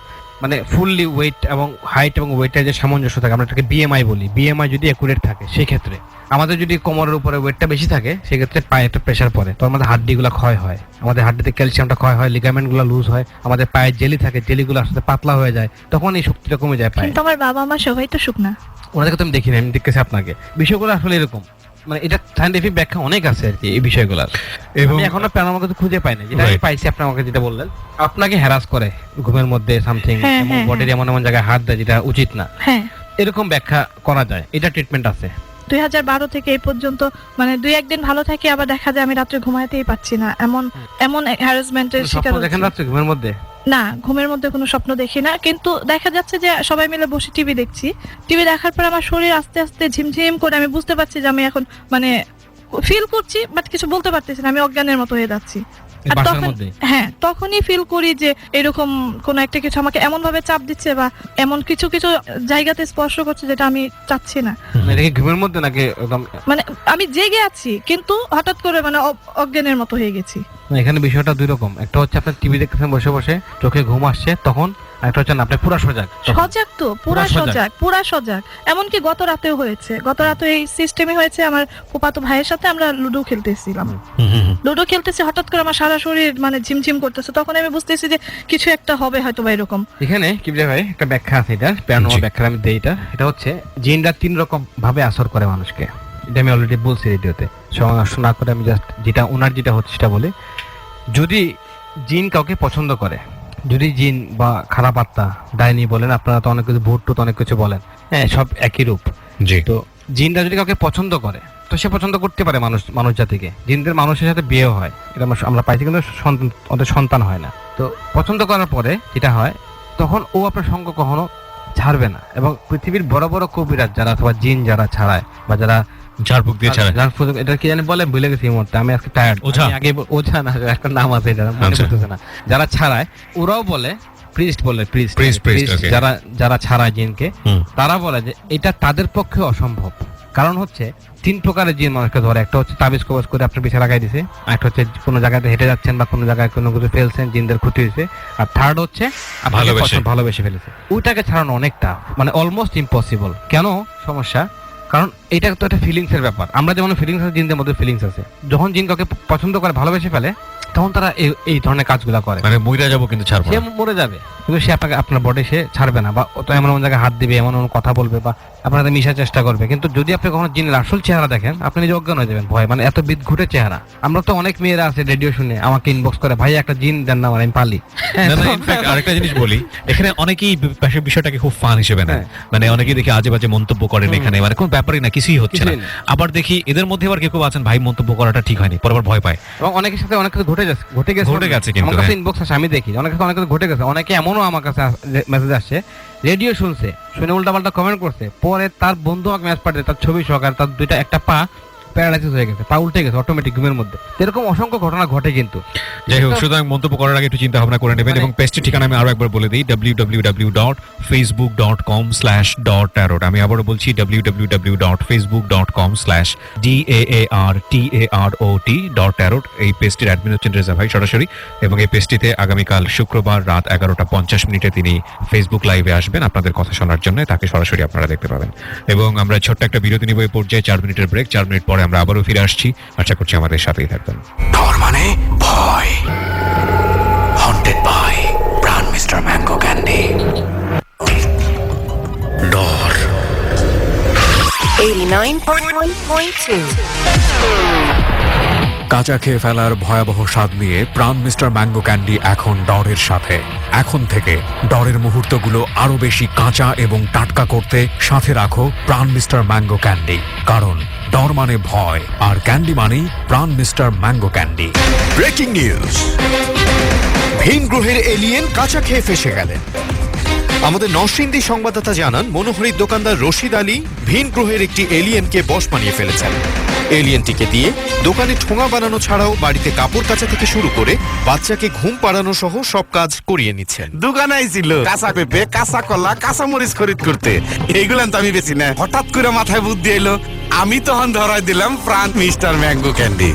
বাস তারপর থেকে মিস্টার ম্যাঙ্গো ক্যান্ডি কাঁচা আমের স্বাদে কি যে মজা পাইলো। কাঁচা আমের স্বাদে মিস্টার ম্যাঙ্গো ক্যান্ডি। কাঁচাই যখন খাবেন মিস্টার ম্যাঙ্গো ক্যান্ডি খান।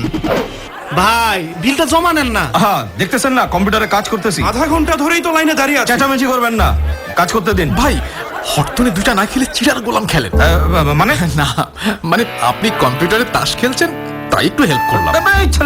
কি বলে সব? হ্যাঁ, আপনার চশমায় কম্পিউটারের স্ক্রিন রিফ্লেক্ট করছে। যতক্ষণ ইচ্ছে খেলেন ভাই, আমাদের হাতে অনেক সময়, আমরা আছি। কি বলেন ভাই সব?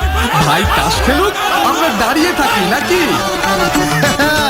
আপনি আওয়াজ তুললেই চাপা পড়বে ফাঁকা আওয়াজের চাপাবাজ। সো রিয়েল আওয়াজের জোর দিয়ে চাপাবাজি থামাতে অ্যাটম গাম। অ্যাটম খাও, আওয়াজ বাড়াও।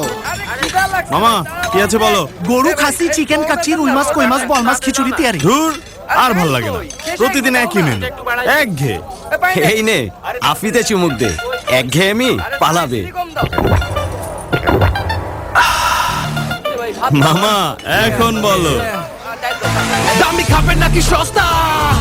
উঠি চাকি গোলালু ভর্তা, ইয়ো জাদু সোনা, চিকেন বিফ, দেশি মাটন ভুনা, লাল শাক, পুঁই শাক, পালং শাক নিলে শুক লাগে দিলে। দামি খাবেন নাকি সস্তা? উঠি চাকি গোলালু ভর্তা। একঘেয়ে লাইফটাকে এবার বানাও এক্সাইটিং। খাও পাকা আমের রসে টইটুম্বুর আফি ম্যাঙ্গো ড্রিঙ্ক, 100% একঘেয়েমি ফ্রি। ব্রেকিং নিউজ, ভিন গ্রহের এলিয়েন কাঁচা খেয়ে ফেসে গেলেন। আমাদের নরসিংদী সংবাদদাতা জানান, মনোহরীর দোকানদার রশিদ আলী ভিন গ্রহের একটি এলিয়েনকে বশ বানিয়ে ফেলেছেন। এলিয়েনটিকে দিয়ে দোকানে ঠোঙা বানানো ছাড়াও বাড়িতে কাপড় কাচা থেকে শুরু করে বাচ্চাকে ঘুম পাড়ানো সহ সব কাজ করিয়ে নিচ্ছেন। দোকানে আইছিল কাঁচা পেঁপে, কাঁচা কলা, কাঁচা মরিচ খরিদ করতে। এইগুলো তো আমি বেশি না, হঠাৎ করে মাথায় বুদ্ধি এলো, আমি তখন ধরাই দিলাম প্রাণ মিস্টার ম্যাঙ্গো ক্যান্ডি। বাস তারপর থেকে মিস্টার ম্যাঙ্গো ক্যান্ডি কাঁচা আমের সাথে কি যে মজা পাইলো। কাঁচা আমের সাথে মিস্টার ম্যাঙ্গো ক্যান্ডি, কাঁচাই যখন খাবেন মিস্টার ম্যাঙ্গো ক্যান্ডি খান। শুরু হয়ে গেছে 500 মিটার দৌড় কম্পিটিশন। মাঠ কাঁপিয়ে ছুটছে সবাই, কিন্তু আমাদের হোসেন বল্টু ক্লান্ত কাছিমের মতো সবার পেছনে হেলে দুলে আসছে। প্যাকেট থেকে আমরস ক্যান্ডি বের করে খাচ্ছে। এই কি ক্যান্ডি মুখে দিতেই ঝাঁকে ঝাঁকে মৌমাছি তেড়ে আসছে। জান বাঁচাতে দৌড় দিয়েছে বল্টু, একে একে সব প্লেয়ারকে ক্রস করে ফিতা ছিঁড়ে সোজা মাঠের বাইরে। মুখে যখন পাকা আমের ঘ্রাণ, তখন মৌমাছির কি দোষ? আমরাস ক্যান্ডি, গাছে পাকি প্যাকে থাকে। ডাক্তার ডাক্তার একটু দেখেন না, কি হয়েছে ওর? কিছু খাইতে চায় না, খালি চিৎকার করে। ঠান্ডা লাগছিল, রাতে মশা কামড়ায়। কি যে কোন, ঠান্ডা লাগবো কেমনে? গরম কাপড় দিছি না, সারা রাত তো না ঘুমায়া মশাই তাড়াইছি। বুঝছি, আমার গাবিটা ঠিক হয়ে যাইব তো ডাক্তার? টেনশনের কিছু নাই, ওষুধ দিচ্ছি, ঠিক হয়ে যাবে। বাংলার কৃষকের এই ভালোবাসা, যত্ন আর মমতায় তৈরি আমাদের ফার্ম ফ্রেশ খাঁটি দুধ। আমরা শুধু সেই খাঁটি দুধটুকুই তুলে দেই আপনার হাতে। ফার্ম ফ্রেশ খাও, এগিয়ে যাও। ভাই বিলটা জমা নেন না। হ্যাঁ দেখতেছেন না, কম্পিউটারে কাজ করতেছি। আধা ঘন্টা ধরেই তো লাইনে দাঁড়িয়ে আছে। চেঁচামেচি করবেন না, কাজ করতে দিন। ভাই হরতনে দুইটা না খেলে চিড়ার গোলাম খেলেন। মানে না, মানে আপনি কম্পিউটারে তাস খেলছেন, তাই একটু হেল্প করলাম। কি কি বলে সব? হ্যাঁ, আপনার চশমায় কম্পিউটারের স্ক্রিন রিফ্লেক্ট করছে। যতক্ষণ ইচ্ছে খেলেন ভাই, আমাদের হাতে অনেক সময়, আমরা আছি। কি বলেন ভাই সব? ভাই তাস খেলুক, আমরা দাঁড়িয়ে থাকি নাকি? আপনি আওয়াজ তুললেই চাপা পড়বে ফাঁকা আওয়াজের চাপাবাজ। সো রিয়েল আওয়াজের জোর দিয়ে চাপাবাজি থামাতে অ্যাটম গাম। অ্যাটম খাও, আওয়াজ বাড়াও। কাঁচা খেয়ে ফেলার ভয়াবহ স্বাদ নিয়ে প্রাণ মিস্টার ম্যাঙ্গো ক্যান্ডি এখন ডরের সাথে। এখন থেকে ডরের মুহূর্তগুলো আরো বেশি কাঁচা এবং টাটকা করতে সাথে রাখো প্রাণ মিস্টার ম্যাঙ্গো ক্যান্ডি। কারণ ডর মানে ভয়, আর ক্যান্ডি মানেই Pran mister mango candy. 89.2 FM.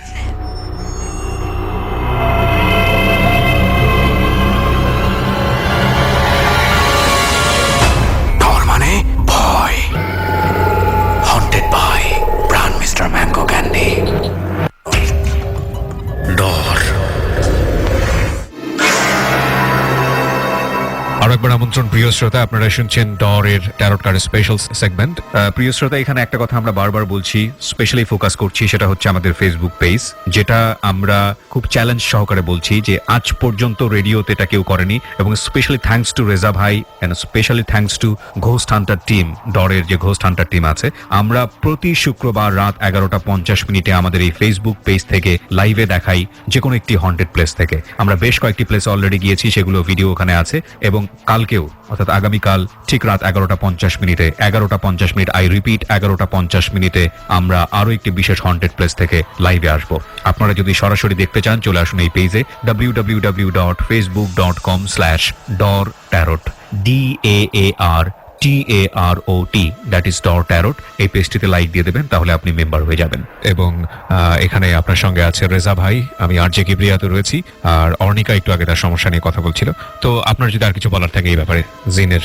আপনার যদি এই জিনিসটা হয়, জিনরা একটা মানুষকে ধরে, তার কণ্ঠ চেঞ্জ হয়, শরীরে শক্তি চলে আসে, চোখটা চেঞ্জ হয়, কালার চেঞ্জ হয়, বা সে কাউকে চিনে না। এই প্রবলেম গুলো হয় যখন কাউকে তাবিজ বা কুফরি করা হয়, বা অনেক সময় অনেক পরিবারকে কুফরি করা হয়। কুফরি করা হচ্ছে তাবিজ করা বা জিনদেরকে চালান দেওয়া, যেটা জিন আপনার পিছনে লেগে থাকবে, ক্ষতি করবে। তো ওই পিচাসের মধ্যে কেউ যদি আপনাকে পছন্দ করে ফেলে, তখন সেটা হচ্ছে মহাবিপদ। যেটা বলতেছিলাম আমি, অনেকে চায় বা একটা জিন দেন পালি, তো যদি কোনোদিন কেউ জিনকে দেখে সরাসরি, সে অজ্ঞান কি, সে মনে স্ট্রোক করে মারাই যাবে। আপনারা দেখবেন অনেক পুরাতন এশিয়ান ছবিগুলো দেখবেন, যারা জিন দেখছিল, যারা জিন দিয়ে উপাসনা করতো আগে অনেক বেশি বেশি, তারা চিত্র অঙ্কন করছে।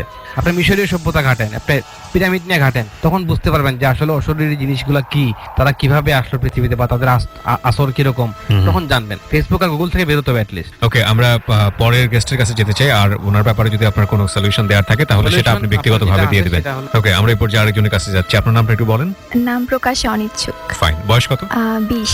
ওকে, কোথায় থাকেন? মোহাম্মদপুর। ঠিক আছে, বলেন কিসের জন্য আজকে বলেন। ও বলার আগে কোনো কিছু বলতে চান ওর সম্পর্কে, সেটাও আমি শুধু আজকে একজনটা দেখবো, বাকিটা শুধু শুনবো, বাকি জনটা শুনবো। হ্যাঁ বলেন, কি সমস্যা আপনার? আমি যখন 7 কিংবা 8-এ পড়ি তখন আমি একটা স্বপ্ন দেখি যে আমি নিজেই মারা গেছি। আমি হচ্ছে মানে একটা গ্রামের ভিতরে আমি একটা সাঁকোর উপরে বসে আছি, আর হচ্ছে আমার লাশটাকে কিছু লোক নিয়ে যাচ্ছে। তো একটা খালের মধ্যে, খালটা শুকায় গেছে, এরকম একটা খালের ভিতরে নিয়ে গেছে। নিয়ে যাওয়ার পরে ওখানে আমার জন্য কবর করতেছে। আমি সাঁকোর উপরে বসে বসে দেখতেছি। দেখার পরে এখন আমি খুব বলতে চাচ্ছি যে তোমরা আমাকে এখানে কেন কবর দিবা, একটা ভালো জায়গায় কবর দাও, এখানে কেন দিচ্ছ? খুব কান্না করতেছি, তো কেউই আমার কথা শুনতেছে না। তো এইভাবে দেখার পরেও তখন রাতে ঘুমের ভিতরে অনেক কান্না হয়। সকালে উঠি, 7-8 দিন আমার মন খুব খারাপ থাকে যে এমন একটা জিনিস দেখছি। তখন খুব নামাজ পড়া শুরু করছি, মানে 5 ওয়াক্ত 1 ওয়াক্ত ছাড়াছাড়ি নাই। বেশ কিছুদিন এভাবে চলে। আর তারপরে হচ্ছে এই ধরনের স্বপ্ন কি দেখি আর বলতে পারি না, কিন্তু স্বপ্নের ভিতরে ঘুম ভাঙে কাঁদতে কাঁদতে অনেক রাতে। মাঝে মাঝে আমি নিজে বুঝতে পারি যে আমার কান্না হচ্ছে, আবার মাঝে মাঝে বলতে পারি না। একই স্বপ্ন কি বারবার দেখেন? আমি জানি না ভাই। আজকে আমাদের গেস্ট যারা আসছে প্যারানর্মাল কিছুই পাচ্ছি না আমি। হ্যাঁ, এটাকে র্যাপিড আই মুভমেন্ট বলে, র্যাপিড আই মুভমেন্ট, REM। হ্যাঁ, আপনার যেটা হয়, আমরা স্বপ্ন থেকে 6 সেকেন্ড সর্বোচ্চ, আমরা মনে করি এটাকে সারা রাত দেখছি।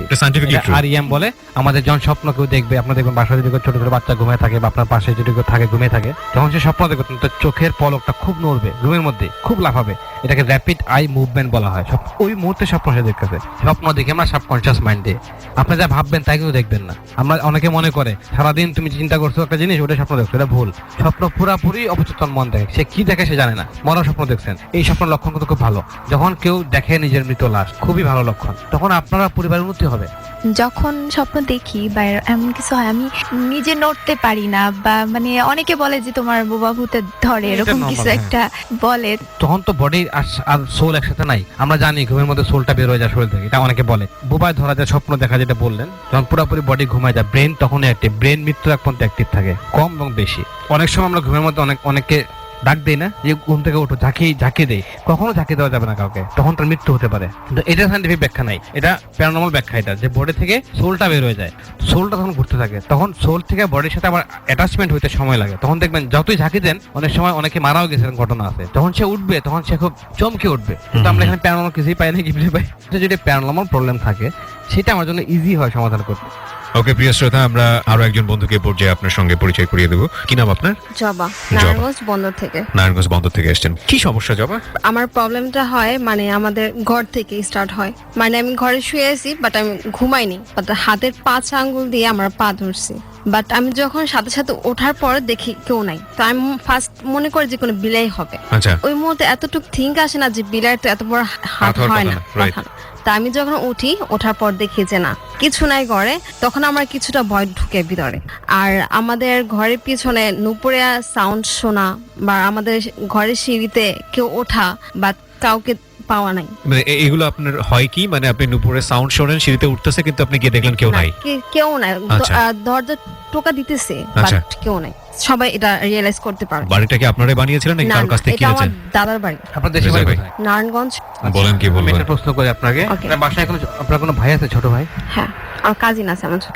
যেটা আপনি বললেন মাত্র, সেগুলো শব্দ হওয়া, টিনের চালে ইট মারা, এগুলো জিনরা করে, শয়তানরা করে, কিন্তু এটা সিরিয়াস কোনো সিভিয়ার কোনো প্রবলেম না। এটা সিরিয়াস কোনো প্রবলেম তো আমার সাথে মেইনলি হয়, সেটা হলো যে আমি স্বপ্নে দেখি এমন জায়গায় নিয়ে যায়, বাট সেটা আমি যা কখনো যাইনি, বা এরকম জায়গা মেবি নাই। প্লাস আমি ওখান থেকে পালানোর অনেক ট্রাই করি, কিন্তু কখনো পালাইতে পাই না। আমার সাথে একটা স্বপ্নের মধ্যে পারেন না, স্বপ্নের মধ্যে পাই না। অনেক সময় একটা বাচ্চা থাকে, বা আমার পরিচিত কাউ থাকে। আচ্ছা, এটা মানে হচ্ছে আপনার জীবনটা থমকে গেছে। আপনার একটা গতি ছিল জীবনে, গতি থাকে না যে ক্লাস 1 থেকে ফেল করে নেয়, 10 পর্যন্ত পাস করছি। আপনার জীবনে এই মুহূর্তে গতিটা আটকে গেছে। উনি যেটা বলে সেটা কি ঠিক আছে? উনি যেটা বলে যে আপনার গতি, হ্যাঁ, আমার পুরো লাইফটা হেলে গেছে এখন। ওকে। আর দ্বিতীয়ত যে আমি একদিন স্বপ্নে দেখি যে একটা কালো সাপ, ঠিক আছে, তো আমি একটা রুমে ঢুকছি, তাতে অনুষ্ঠানে অ্যাটেন্ড ছিলাম স্বপ্নে। তখন দেখি আমি বলতেছে যে আমাকে তুমি ভয় পাও কেন? আমি বলতেছি যে আমি আপনাকে প্রচুর ভয় পাই, আপনি আমার সামনে আসবেন। একটা ছেলে পছন্দ করতো আমাকে? হ্যাঁ, একটা ছেলে পছন্দ করতো। এখন রিলেশন নাই? এখনো আছে? ছেলেটা পছন্দ করতো আপনাকে? ছেলেটা দেখতে কেমন? আমার কাছে ছবি আছে, ছবিটা দেখেন না। আপনার ফ্যামিলির পেছনে শত্রু লাগানো অলরেডি, আপনাদের ক্ষতিগ্রস্ত করার চেষ্টা করা হচ্ছে বহুদিন ধরে। ঝগড়া ঝাঁটি, চিল্লা চিল্লি, ভাইয়ে ভাইয়ে ক্ল্যাশ, হ্যাঁ চাচা চাচায় ক্ল্যাশ, এটা লেগে থাকবে। টাকা পয়সা নিয়ে, জমি জায়গা নিয়ে, বাড়িঘর নিয়ে, খাবার নিয়ে পর্যন্ত ঝগড়াঝাটি লাগবে। আসলে হয়, হ্যাঁ রিয়েলি হইতেছে এগুলা। এবং এখানে মহিলারা ইনভলভ থাকবে বেশি। হ্যাঁ রাইট। তো এগুলোর জন্য ট্রিটমেন্ট করতে হলে ওই বাড়িতে যাইতে হবে, ওই বাড়িতে গিয়ে আমাকে একটা গাছ খুঁজে বের করতে হবে, খুঁজে তারপরে আপনার ট্রিটমেন্টে আসতে হবে। আচ্ছা আরেকটা আছে, আমাকে যখন মানে দেখানো হচ্ছে ওই মুহূর্তে স্বপ্ন দেখা একটা ছোট বাচ্চা, সে বলতেছে তোমার মেয়েকে বিয়ে দেওয়া যাবে না, বিয়ে দিলে সে কখনো সংসার করে থাকতে পারবে না। তো লাস্ট এই পর্যন্ত আমাকে প্রচন্ড তাবিজ আর প্রচন্ড হুজুর দেখানো হয়েছে, যেটা আমি এক পর্যায়ে বিরক্ত হয়ে আমার কাছে মানে কোন হুজুর কাছে বিয়ের জন্য না, বিয়ের জন্য না, আমি যে স্বপ্নে দেখি যে আমার এরকমই সমস্যা, বাট আমার কোনো বাস্তবের সাথে মেইন সমস্যা আছে এখানে যে আমার ছোট ফুপির কিন্তু বিয়ে হয় না এই জিনে দেওয়ার কারণে। আর তারা সে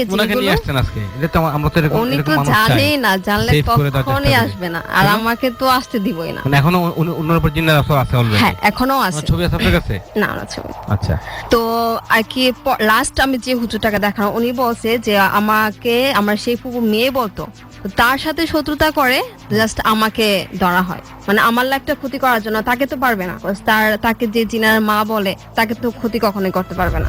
কে বলে এটা ক্ষতি করতে পারবে না? এটা জাস্ট যে হুজুরকে লাস্ট বার দেখানো হয়েছে ওই হুজুরটা বলছে। তো সে রাজি হয় না যে আমার প্রবলেমটা সলভ করবে, তাকে অনেক রিকোয়েস্ট করার পরে সে আমার করে যে না আমার প্রবলেম। আপনি এই সমস্যা স্বপ্ন দেখেন? হ্যাঁ আর আমি সবসময় অসুস্থ থাকি। যদি আমি এটা স্বপ্ন দেখা বন্ধ করে দিতে পারি তাহলে কি মনে করবেন যে সমাধান? না আমি চাইতেছি আমি হ্যাঁ ব্যাপারটা থেকে বাইরে হইতে, স্বপ্ন থেকে বাইরে হইতে, এটা আপনি আজকে থেকে সমাধান এগুলো মনে করেন। আর নেক্সট এটাই যে আমি আমার বিয়ের পর আসলে আমার বিয়ের 1 মাস কাবিন হয়েছে, মানে কাবিন 1 মাস পর শ্বশুর বাসায় যাই। এই যে ছবি দেখালেন ওর সাথে, এটা আমার ফ্যামিলিগত ভাবে ঠিক করে যার সাথে বিয়ে হয়। তো আমার বিয়ের 10 দিন জাস্ট আমি ওর বাসায় থাকি, ওই 10 দিনের মধ্যে আমার পানি ছিটা দেয়, কি কারণে দেয় তা আমি জানি না। পানি ছিটা মানে পানি? যার সাথে আপনার বিয়ে হয়েছে সে কি আপনার চেয়ে বয়স অনেক বেশি বড়? অনেক বড়, যে আমি আমার মার সাথে অনেক কান্না করছি যে তোমার এত বয়স কেন। যার সাথে তার বিয়ে হয়েছে যদি একসাথে দুজন হাঁটে মনে হবে যে বাবার মেয়ে হাঁটতেছে। কিন্তু আমার বিয়েটা ঠিক না, 10 দিন পরে আমি বাসায় চলে আসি। আরো বিয়ে শাদী করছেন? না না ঠিক না, সমস্যা নাই, এটা নরমাল, যেহেতু মানুষের লাইফ আটকে থাকে না কোনো। কিন্তু তারা আমাকে পানি ছিটা দেওয়ার মানে কি ছিল? মানে কিসের পানি ছিটা দিতে?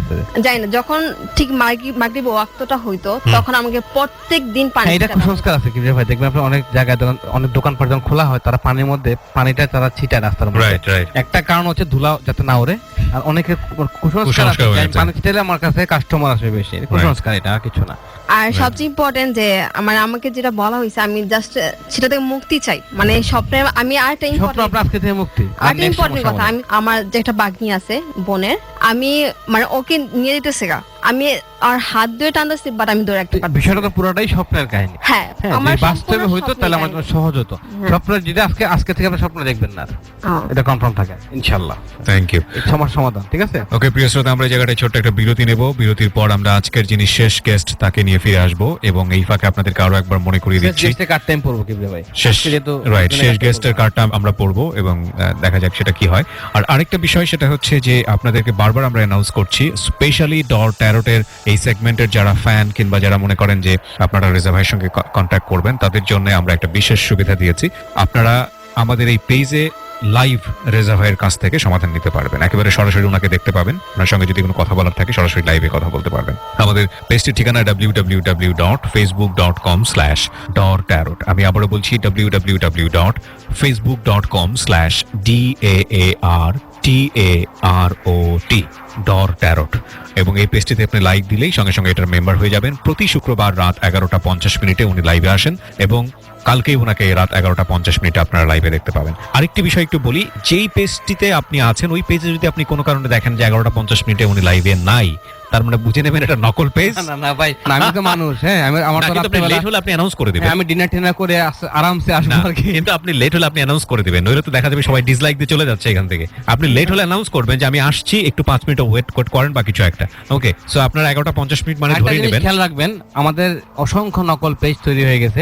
সবচেয়ে বেশি লাইক যেটা 40,000-এর বেশি লাইক যেটা, সেটা হচ্ছে আসল পেজ, বাকি সবগুলো নকল পেজ। নকল পেজে থাকবেন না, থাকলে কিন্তু বিপদ। রাইট, বিভ্রান্ত হবেন। এবং যে ধরনের বিষয় নিয়ে আমরা ডিল করি সেই ধরনের বিষয় নিয়ে ডিল করে অনেকে আপনাকে নিঃস্ব বানিয়ে ফেলতে পারে, কারণ এগুলো তো অন্ধবিশ্বাসের ব্যাপার। সুতরাং কোনো নকল পেজের সঙ্গে যুক্ত হবে আমি এটাও শুনেছি, আমাকে কিছু মানুষ স্ক্রিনশট দিছে যে আমার নামে ফেক আইডি খোলা হয়েছে, মানুষের কাছে বলতেছে 1000 টাকা দেন, 2000 টাকা দেন, এমন করতেছে আর কি। তো নিশ্চিতভাবে একটু সতর্ক থেকে স্টেপ নেওয়াটা ভালো। 5 মিনিট পরে আমরা আবারও ফিরে আসছি। ডর মানে ভয়, haunted by brand mister mango candy. ডর 89.2। ব্রেকিং নিউজ, ভিন গ্রহের এলিয়েন কাঁচা খেয়ে ফেসে গেলেন। আমাদের নরসিংদী সংবাদদাতা জানান, মনোহরীর দোকানদার রশিদ আলী ভিন গ্রহের একটি এলিয়েনকে বশ বানিয়ে ফেলেছেন।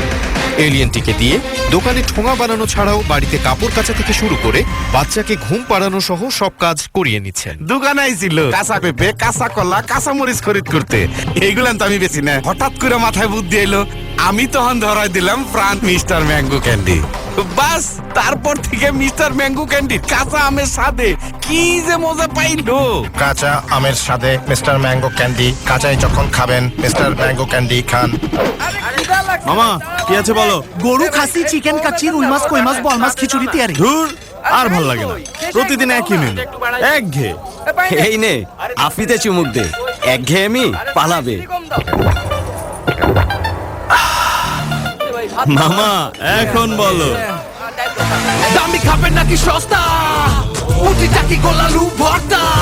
ইয়ো জাদু সোনা, চিকেন বিফ, দেশি মাটন ভুনা, লাল শাক, পুঁই শাক, পালং শাক নিলে শুক লাগে দিলে। দামি খাবেন নাকি সস্তা?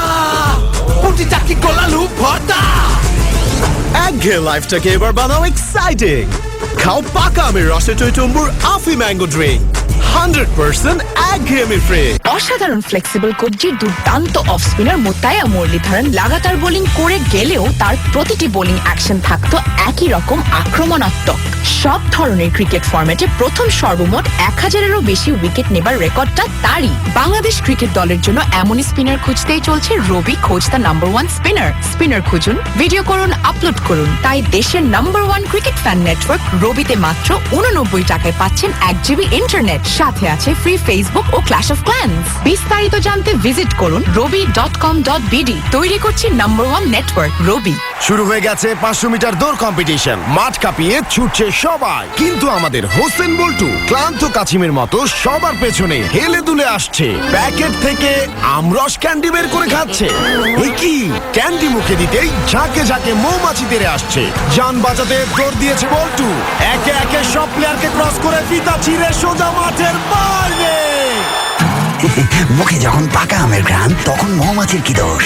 আমরস ক্যান্ডি, গাছে পাকি, প্যাকে থাকে। দোস্ত, ঐশ্বরিয়ার মতো চোখ, জেনিফার লোপেজের নাক, সালমা হায়েকের চুল আর সুচিত্রা সেনের পার্সোনালিটি। আরে কোথায়, কাকে দেখলি? স্বপ্নে দেখলাম বন্ধু, স্বপ্নে।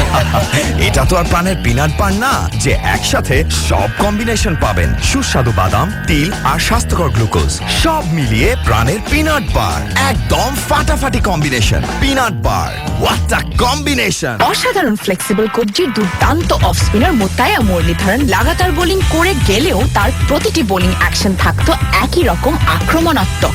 সব ধরনের ক্রিকেট ফরম্যাটে প্রথম সর্বমোট 1000-এরও বেশি উইকেট নেবার রেকর্ডটা তারই। বাংলাদেশ ক্রিকেট দলের জন্য এমনই স্পিনার খুঁজতেই চলছে রবি খোঁজ দ্য নাম্বার 1 স্পিনার। স্পিনার খুঁজুন, ভিডিও করুন, আপলোড করুন। তাই দেশের নাম্বার 1 ক্রিকেট ফ্যান নেটওয়ার্ক রবিতে মাত্র 89 টাকায় পাচ্ছেন 1 GB ইন্টারনেট, সাথে আছে ফ্রি ফেসবুক ও ক্ল্যাশ অফ ক্ল্যান্স। বিস্তারিত জানতে ভিজিট করুন robi.com.bd। তৈরি করছি নাম্বার 1 নেটওয়ার্ক রবি। দোস্ত, ঐশ্বরিয়ার মতো চোখ, জেনিফার লোপেজের নাক, সালমা হায়েকের চুল আর সুচিত্রা সেনের পার্সোনালিটি। আরে কোথায়, কাকে দেখলি? স্বপ্নে দেখলাম বন্ধু, স্বপ্নে।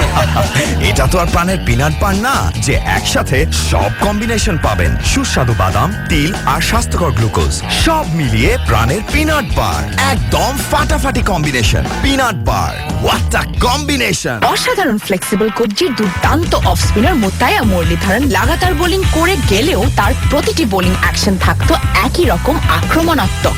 সব ধরনের ক্রিকেট ফরম্যাটে প্রথম সর্বমোট 1000-এরও বেশি উইকেট নেবার রেকর্ডটা তারই। বাংলাদেশ ক্রিকেট দলের জন্য এমনই স্পিনার খুঁজতেই চলছে রবি খোঁজ দ্য নাম্বার 1 স্পিনার। স্পিনার খুঁজুন, ভিডিও করুন, আপলোড করুন। তাই দেশের নাম্বার 1 ক্রিকেট ফ্যান নেটওয়ার্ক রবিতে মাত্র 89 টাকায় পাচ্ছেন 1 GB ইন্টারনেট, সাথে আছে ফ্রি ফেসবুক ও ক্ল্যাশ অফ ক্ল্যান্স। বিস্তারিত জানতে ভিজিট করুন robi.com.bd। তৈরি করছি নাম্বার 1 নেটওয়ার্ক রবি। কাঁচা খেয়ে ফেলার ভয়াবহ স্বাদ নিয়ে প্রাণ মিস্টার ম্যাঙ্গো ক্যান্ডি এখন ডরের সাথে।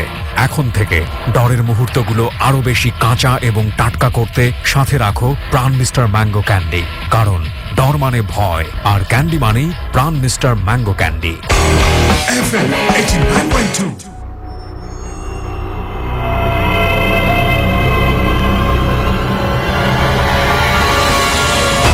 ডর মানে ভয়। হন্টেড বাই প্রাণ মিস্টার ম্যাঙ্গো ক্যান্ডি। ডর। 5 মিনিট পর প্রিয় শ্রোতা, আপনাদের সবাইকে আরো একবার স্বাগত। আপনারা শুনছেন ডর হন্টেড বাই প্রাণ মিস্টার ম্যাঙ্গো ক্যান্ডি এবং স্পেশালি আমাদের সঙ্গে আছে রেজা ভাই, ডরের স্পেশাল সেগমেন্ট ট্যারট কার্ড রাউন্ডে লাস্ট যিনি গেস্ট আছেন আমাদের সঙ্গে, তার সঙ্গে একটু পরিচিত হয়ে এই পর্যায়ে। ভাই, আপনার নামটা বলেন। আচ্ছা, আমি কাইন্ডলি আমার নামটা বলতে চাচ্ছি। নাম প্রকাশ অনিচ্ছুক, নো প্রবলেম। বয়স হচ্ছে 26। জি। রেজা ভাই, ওনার কথাই বোধহয় আপনি বলছিলেন যে আপনি ট্যারট কার্ড পড়তে চান, তো ওনাকে আমরা কোনো ফ্লোন না দিয়ে আমরা সরাসরি ট্যারট কার্ডে চলে যাবো। ওনার কার্ড পড়ার আগে আমার একটা ঘটনা বলতে চাই। জি প্লিজ, জি প্লিজ। এই কয়েকদিন আগে আমার সাথে ঘটনা ঘটছে। আমার সাথে কিন্তু অনেক কিছুই ঘটে। আমি রাতের বেলা বারান্দা দাঁড়িয়ে আছি, তখন বাজে 12টা, রাত্রি 12টা বাজে। আমি চা খাচ্ছি, আমি ঘুমানোর আগে এক কাপ চা খাই ঘুমাই আর কি। তো হঠাৎ করে পিছন থেকে আমার একটা সার্ভেন্ট আছে, বাসায় একটা মেয়ে কাজ করে ছোট, ও বলতেছে, মামা পটি লাগবো। পটি মানে হচ্ছে ছোট ছোট বাচ্চারা টয়লেট করে, সেটা পটি। তো বারান্দার মধ্যে আমার একটাই ডোর ছিল, দরজা ছিল, তো তার লাগান ছিল। আমি ওখানে জিম করি, ব্যায়ামের ইনস্ট্রুমেন্ট আছে, বড় একটা আয়না আছে, বিরাট আয়না। বুঝতেই পারছেন আমাদের এই ট্যারট কার্ড রিডার রেজা ভাই স্বাস্থ্য সম্পর্কে অনেক সচেতন। ট্যারট কার্ড নিয়ে আমার জানা মতে এই পুরো সাউথ এশিয়ান সাবকন্টিনেন্টে কোনো রেডিও শো হয়েছে কিনা আমি ঠিক জানি না এত রেগুলারলি। সো এদিক থেকে আমরা we are the pioneer. Absolutely, বলেন। আমার পিছনে আমার চেয়ে বড় আয়না, তো একদম অন্ধকার, 12টা বাজে, বারান্দার সামনে রোডের সামনে একটা লাইট জ্বলতেছে, ল্যাম্প পোস্ট, কিন্তু আলোটা যথেষ্ট আলো না। তো বলতেছে, মামা পটি লাগবো, পটি 2বার বলছে। তো আমি পিছনে তাকে বলছি, যা তুই এখন যা, বিরক্ত করিস না, তুই যা। হঠাৎ করে খেয়াল না, আমার তো দরজা লাগানো, বারান্দা আসলো কেমনে। তাই মাথা ঘুরে দেখি ওর মতো একটা ছায়া দাঁড়ায় আছে, আমাকে বলছে পটি লাগবো। তখন আমি ভাবলাম যে আসলেই সে আছে। আমি বলছি লাগবে না, যা। তো আবার এরকম কয়েকবার হয়েছে, মনে করেন 5 সেকেন্ড এই ঘটনা ঘটছে। তখন আমি আর পিছনে তাকালাম যে শ্যারোটা ছিল, শ্যারোটা নাই। তো ছায়া মানে ছায়া না, ওর মতো অবয়ব দাঁড়ায় ছিল। তো সাথে সাথে আমি গেলাম, দরজা খুললাম, খুলে আমি আমার ওয়াইফকে জিজ্ঞেস করলাম যে ওর মেয়েটার নাম হচ্ছে চন্দনা, ও কোথায়, চন্দনা কোথায়? তো তিথি বলতেছে চন্দনা তো নিচে, মানে নিচে হচ্ছে একতলায় সে গেছে। তখন আমি একটু অবাক হয়েছি যে আসলে আমার মধ্যে ভয় কাজ করে না, কারণ আমি এগুলো নিয়েই থাকি। তো আমার কাছে মনে হলো যে না, বারান্দায় সামথিং কিছু একটা আসছিল আমার সাথে কমিউনিকেট করার জন্য, আমি কমিউনিকেট মিস করে ফেলছি। এটা আমার জন্য একটা বিরাট বড় ভুল হয়েছে।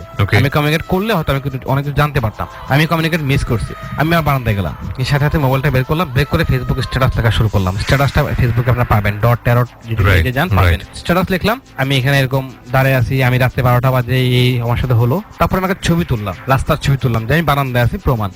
ছবিটা ফেসবুকে পোস্ট করলাম। পোস্ট করার 10-15 মিনিট পরে শুধু কমেন্ট আছে। তো আমি ভালো করে খেয়াল করে দেখলাম, ছবির মধ্যে আরেকটা মেয়ে দেখা যাচ্ছে শ্যাডোর মতো। ওটা আমি কোনো খেয়াল করি না, ছবি তোলার সময় খেয়াল করি নাই। ছেলেপেলেরা কমেন্ট করতেছে যে ভাই এই যে এটা কে, এই ছায়াটা কে? ছোট্ট একটা মেয়ে, ছবির মধ্যে শ্যাডো। এটা অবশ্যই অনেকে জানেন মোবাইল দিয়ে এডিট করা যায়, পেজে আছে, আপনারা গেলে দেখতে পাবেন। কোনো এডিট নাই, ছবিটা রো কপি আমার কাছে আছে, কিভাবে আমি দেখাইছি, এবং এটা আপনারা দেখলেও বুঝবেন যে এডিটেড না। আমি আমার দৌড়ে বারান্দায় গেলাম, গিয়ে ছবি তুললাম, কোনো শ্যাডো নাই, কোনো কিছু নাই। এর পাশে বিল্ডিং এ কিন্তু শ্যাডোটা ছিল, আর যে বিল্ডিং এ শ্যাডোটা ছিল সেটা আমার এক চাচার বাসা। ওই বাসায় একটা মানুষ আত্মহত্যা করছে, একটা মেয়ে মারা গেছে, ছোট মেয়ে। ওই বাসায় অনেক কিছু অলরেডি ঘটছে, একটা বৃদ্ধ লোক মারা গেছে, এই হচ্ছে বিষয়। তো এরকম ঘটনা আমার সাথে অনেক ঘটে। আমার রুমের মধ্যে কিছু ড্রয়ার থেকে অটোমেটিক খুলে যায়, দরজা খুলে যায়, আমি ঘুমের মধ্যে শুনি কানায় ফিস করতেছে, এরকম অনেক ঘটনা আমার সাথে ঘটে। আচ্ছা, যারা আমার কাছে আসেন সমস্যা নিয়ে, যাদেরকে আমি চেষ্টা করি সমাধান করার, আমি কখনো বলবো না আমি সমাধানকারী, আমি চেষ্টা করি। ছোট্ট একটা রেকর্ডিং আপনাদেরকে শোনাবো। এই রেকর্ডিংটা হচ্ছে আন্টি, ওনার বয়স হবে 70-এর উপরে। হ্যালো, আসসালামু আলাইকুম। ওয়ালাইকুম আসসালাম। আমি এই তেল মাজার পরে আর রোকেয়া শোনার পরে আমার যে কি আল্লাহর নামে আমি আগে দাঁড়াই থাকতে পারতাম না। আমি কালকে সকাল থেকে রাত 12টা পর্যন্ত আমি রান্না করেছিলাম। এর মাঝে আমি ইবাদত আর খাওয়া দাওয়ায় সময় নষ্ট হয়েছে। ছোট মেয়ে আসছিল, জামাই আসছিল, তো ওই এদের জন্য রান্না। আর ওই যে খতম বলছিলেন? জি জি জি, খতম বুঝলাম। ওই খতমের জন্য ওই ওদের তো আমি হালুয়া আর পাউরুটি চা এখন আপনার যে সমস্যাগুলো ছিল, সমস্যাগুলো কি আছে এখন আর? না, ইনশাল্লাহ নাই। আর যে আপনার যে পায়ে সমস্যা ছিল সেটা না, নাই, একদম ভালো গেছে না? আচ্ছা, আপনি রেস্ট নিয়েন, রেস্টে থাকেন। আমি আপনাকে দোয়া করি আল্লাহ আপনার হায়াত দারাজ করুক। আমার বাপ চাচা যারা আছে ওনারা খুবই প্রতিষ্ঠিত, কিন্তু আমি লেখাপড়া করতে পারিনি একটা সমস্যার কারণে। তো আপনি আমার জীবনটাকে চেঞ্জ করে দিয়েছেন, ঠিক আছে? আলহামদুলিল্লাহ, আমি করিনি, আল্লাহ করছে। তাও তো একজন তো উছিলা লাগে ভাই, সেটা হচ্ছেন শুধুমাত্র আপনি। আপনার জন্যই আছে। আমরা আসলে এই স্যাম্পলগুলো আপনাদেরকে এই জন্যই শোনালাম যে আসলে মানুষজন যখন এরকম উপকারটা পায় এটা, এবং এই রিসেপশনটা আমাদেরকে দেয়, এটা আমাদের জন্য অনেক বড় পাওয়া। কিন্তু আমরা সময় আসলে নষ্ট করতে পারবো না, কারণ আমাদের হাতে অনেক অল্প সময় আছে। হ্যাঁ, আপনি ওর ট্যারট কার্ডটা রিড করে ফেলেন, cause we don't have much more time for that. তুমি কি কখনো ঢাকা ভার্সিটিতে ভর্তি হওয়ার সুযোগ পেয়েছিলা? জি। ওখানে চান্স হয় নাই? ফার্স্ট টাইম হয়নি। পরীক্ষা মোটামুটি খারাপ হয়নি, ভালো হয়েছিল? গল্পের জন্য কোনো একটা ঝামেলা হয়েছিল, ওই জন্য পাইনি, ফার্স্ট টাইম পাইনি। বাট এখানে কার্ডে আসছে মনির। কার নাম? মনির আমার বাবার নাম। বাবার নাম? জি। ওনার কি অবস্থা? ওনার অবস্থা তো ভালো না। আমার কাছে আসছে মনির নামটা, মনির হোসেন টাইপের সামথিং। মনির হোক, ইসলাম, মনির আহমেদ হচ্ছে আমার বাবা। মনির নাম আসছে আমার কাছে। জি। এই কার্ডে যেটা আসছে ডাবল ছাপ, ছাপের দুইটা মুখ। জি। এর মানে হচ্ছে এম দিয়া লাস্টে আর, তো বাঙালি নাম মনির হয়। জি। তুমি চোখ বন্ধ করো, আমি কি বলি শুধু সেটা শোনো। তোমার সাথে আমার আগে কোনো পরিচয় ছিল? জি না, কোনোদিন জীবনে প্রথম দেখায় দেয়। তুমি একটা প্লেয়ারের কথা চিন্তা করো, জাস্ট চিন্তা করো। মনে করো ক্রিকেট, ফুটবল প্লেয়ার চিন্তা করো, জাস্ট মনে মনে ফেস, চেহারা চিন্তা করো, মনে মনে চিন্তা করছো? জি। আচ্ছা, এখন চোখ খুলে ফেলো। সে কি, তুমি ফুটবলের কোন প্লেয়ার চিন্তা করছো? জি, ফুটবলার কোনো চিন্তা করছি। সে কি লিগে খেলে? লিগে খেলে। আর্জেন্টিনায় খেলে? আচ্ছা, ওর প্রথম নামের অক্ষর কি এম দিয়ে শুরু হয়? এম না, ওর নামের মাঝে একটা এম আছে। এম আছে, প্রথম অক্ষর এম না। তুমি আরেকটা প্লেয়ার চিন্তা করো, তোমার পছন্দের একটা প্লেয়ার চিন্তা করো। পছন্দের না, করবো না, আমি অন্যটা করবো। অন্যটা করো। আমি যেটা করতে পারি, মানুষের লাইকিং আনলাইকিং সেগুলো বের করতে পারি খুঁজে। একটা হচ্ছে তুমি কোনো প্লেয়ারে হেট করো না, কোনো প্লেয়ার তুমি ঘৃণা করো না। আমার কাছে যেটা আসে, তুমি যাকে পছন্দ করো সে বার্সেলোনায় খেলে, তার নাম এম দিয়ে শুরু হয়, এর বাইরে আমি কিছু জানি না। এম দিয়ে ম্যারাডোনা হইতে পারে, তার নাম এম দিয়ে শুরু হয়, সে বার্সেলোনায় খেলে এবং সে আর্জেন্টিনা প্লেয়ার। এতটুকু আসছে আমার কাছে, এর বাইরে কিচ্ছু আসে না। তার নাম আমি জানি না। জি। ট্যারট কার্ড বেশিরভাগ সময় বিপদের সংকেত দেয়। জি। এই কার্ডটা বিপদের card, 2 of pentacle, reserve meaning, মানে বিপদের কার্ড। হার্ড টাইম যাচ্ছে, ভয়াবহ, ইনকাম কোনোভাবে হচ্ছে না, ইনকাম থেকে খরচ বেশি হচ্ছে। তুমি দেশের জন্য কিছু করতে যাচ্ছ বহুদিন ধরে, দেশের জন্য, নট ফর ইউ। তোমাকে যদি সুযোগ দেওয়া হয় তুমি দেশের জন্য অনেক কিছু করতে পারবা, কিন্তু আমি নিজেই তো নিজের বেড়াচালের ভিতরে বেরোতে পারতেছি না নিজে।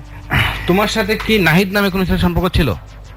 নাহিদ নামে কোনো, মনে করে দেখো। হ্যাঁ, তোমার অনেক কিছু ভুলে যাবে যে নাহিদ তোমার সাথেই থাকতো সে। গত আমরা যখন নারায়ণগঞ্জ গেলাম কি রে ভাই, একটা ছেলেকে বলছিলাম তুমি কি চাঁদনিরে খুঁজতেছো? চাঁদনিকে? পরে হ্যাঁ ভাই, হ্যাঁ হ্যাঁ, আমার ছোটবেলার বান্ধবী, আমি তারা খুঁজতেছি। এখনো তো মনে পড়ছে না। পরে না, নাহিদ নামে কেউ একটু মনে করে দেখো। ফাইন্যান্স খুবই খারাপ যাচ্ছে এবং এখানে আসছে সাইজ। তুমি কি আগে ব্যায়াম করতা? হ্যাঁ, আমি জিম করতাম। হ্যাঁ, জিমটা এখন বন্ধ। জি, আপাতত বন্ধ। তোমার ব্রেন খুবই ভালো, ইমপ্রুভিং এর অনেক সুযোগ আছে, বাট কোনোভাবেই তুমি ইমপ্রুভ করতে পারছো না। এবং তুমি তোমার বাসায় থাকো না, তুমি থাকো বন্ধুদের সাথে, তোমার আপাতত বাড়ি ঘর নাই, এমন একটা কন্ডিশন। যদি এটা বিষয়টা অন্যরকম, তুমি থাকো বন্ধুদের সাথে। জি। এর কারণ কি? আমার পড়ালেখার পারপাসে অথবা আমার ক্যারিয়ার পারপাসে আমি থাকতেছি। আচ্ছা, ক্ল্যাশ অফ ক্রাইসিস। হ্যাঁ, মানে অ্যাকচুয়ালি খুব আলটিমেটলি এখানে নেগেটিভ কার্ডগুলো আসছে বেশিরভাগ, মানে খুবই ক্রাইসিস যাচ্ছে, পারিবারিক, সামাজিক, মানসিক সব দিক দিয়ে ক্রাইসিস। তুমি যেটাকে হাত দিয়ে ছোটা নষ্ট হয়ে যাচ্ছে, তুমি যেটাই করতে যাচ্ছ সেটা নষ্ট হয়ে যাচ্ছে, এবং যেটা ছেড়ে দিচ্ছি সেটা স্বর্ণ হয়ে যাচ্ছে। এমন তোমার হাতে যে হয় আসে এটা ধ্বংস হয়ে যায়। জি। তোমার কাজটা অন্য কেউ করুক, সেটা খুব উন্নতি করতে যাচ্ছে। জি জি। এটা কি সমস্যা? জি। আরো প্যারানর্মাল। হ্যাঁ, তাহলে আমরা প্যারানর্মালটা শুনি। আমি তোমার সঙ্গে বললাম যা যা বলার। আমি যেগুলো বলি আমি চ্যালেঞ্জ করবো, যদি সেটাও, কিন্তু আমি প্রচন্ড চেষ্টা করি আমার লাকটাকে চেঞ্জ করার, কিন্তু আমি কোনোভাবে পারি না। আমি শেষ মুহূর্তে দেখা যায়, আমি যখনই ওটা ছেড়ে দিই দেখা যায় ওইটাই তখন স্বর্ণ হয়ে গেছে। এতদিন এটা অন্যের কাছে গিয়ে স্বর্ণ হয়ে যায়, স্বর্ণ হতে থাকে না। আচ্ছা, ওটা আমরা পরে আসবো, আমরা প্যারানর্মালটা শুনে নিই। প্যারানর্মাল হচ্ছে যে আমি যখন ঢাকায় মিরপুরে একটা স্কুলে পড়তাম, তো ওখান থেকে আমরা দেশের বাড়িতে চলে গেছিলাম। তো ছোটবেলা আমার কেন যেন মাঝে মাঝে ভয় লাগতো, এটা রেগুলার পার্ট ছিল না।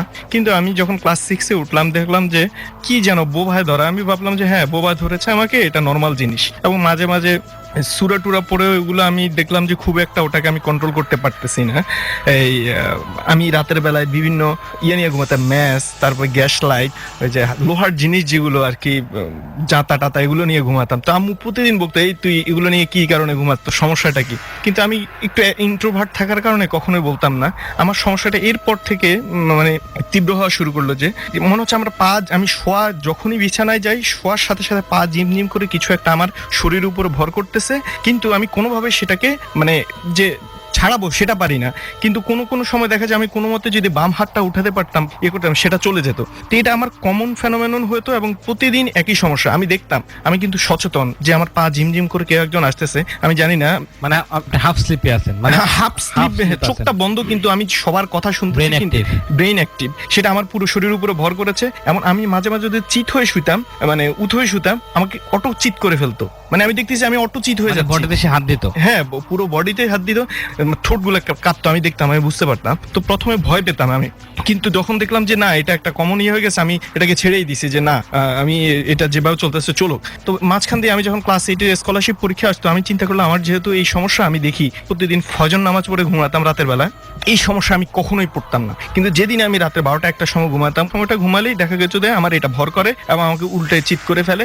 এবং তার সাথে এমন হতো যে মাঝে মাঝে আমার লুঙ্গি টুঙ্গি, মানে এগুলো জানি না এটা মিট করবে কিনা, ওইগুলো বাইরে পাওয়া যেত। আমি মশারি ঢুকিয়ে ঘুমাতাম, কিন্তু এটা বাইরে লাস্ট হয়েছে আপনার সাথে। এটা আমি যা বলতেছি জাস্ট 3-4 মানে এভাবে চলতে থাকলো। তখন আমি ভাবলাম যে না, এটা হয়তো আমার সাথে কিছু আছে। আমি ফ্যামিলিকে, এটা লজ্জার জিনিস যে কিভাবে বলি যে, এবং একদিন সে আমাকে দেখা দিছে, আমাকে বলছে সে একজন মহিলা, তার 2টা মেয়ে আছে, তার হাজবেন্ড ছিল না। এই ধরনের ঘটনাটা কত বছর? এটা আমার ক্লাস 9-এ থাকাকালীন, প্রায় এখন থেকে প্রায় 8-10 বছর আগে।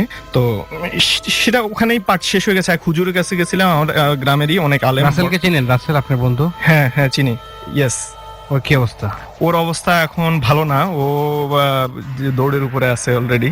আপনাকে হেল্প করতে হবে, রাসেল হেল্প করতে পারবে। সে এখন সরতে আছে, লস অফ রিলেশনশিপে আছে, ইমোশনাল হার্টে আছে। হ্যাঁ জি।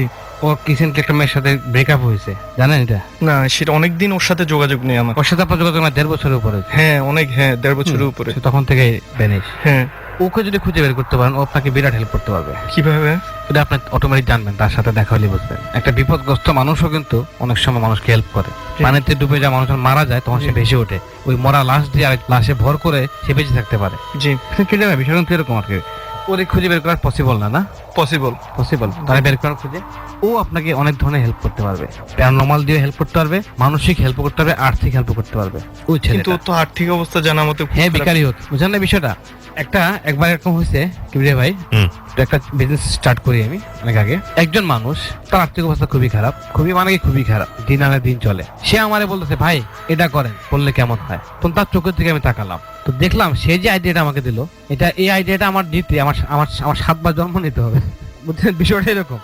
আমি ইনস্ট্যান্ট তার আইডিয়াটা নিয়ে বিজনেস শুরু করলাম। আল্লাহর রহমতে আমার বিজনেস আর খুবই ভালো। বিষয়টা কিন্তু এরকম নয়, তার অবস্থা কেমন, তার ব্রেন কেমন, এটা চিন্তা করেন। তারপর আপনি বলেন যেটা রাত্রেবেলা ধরে।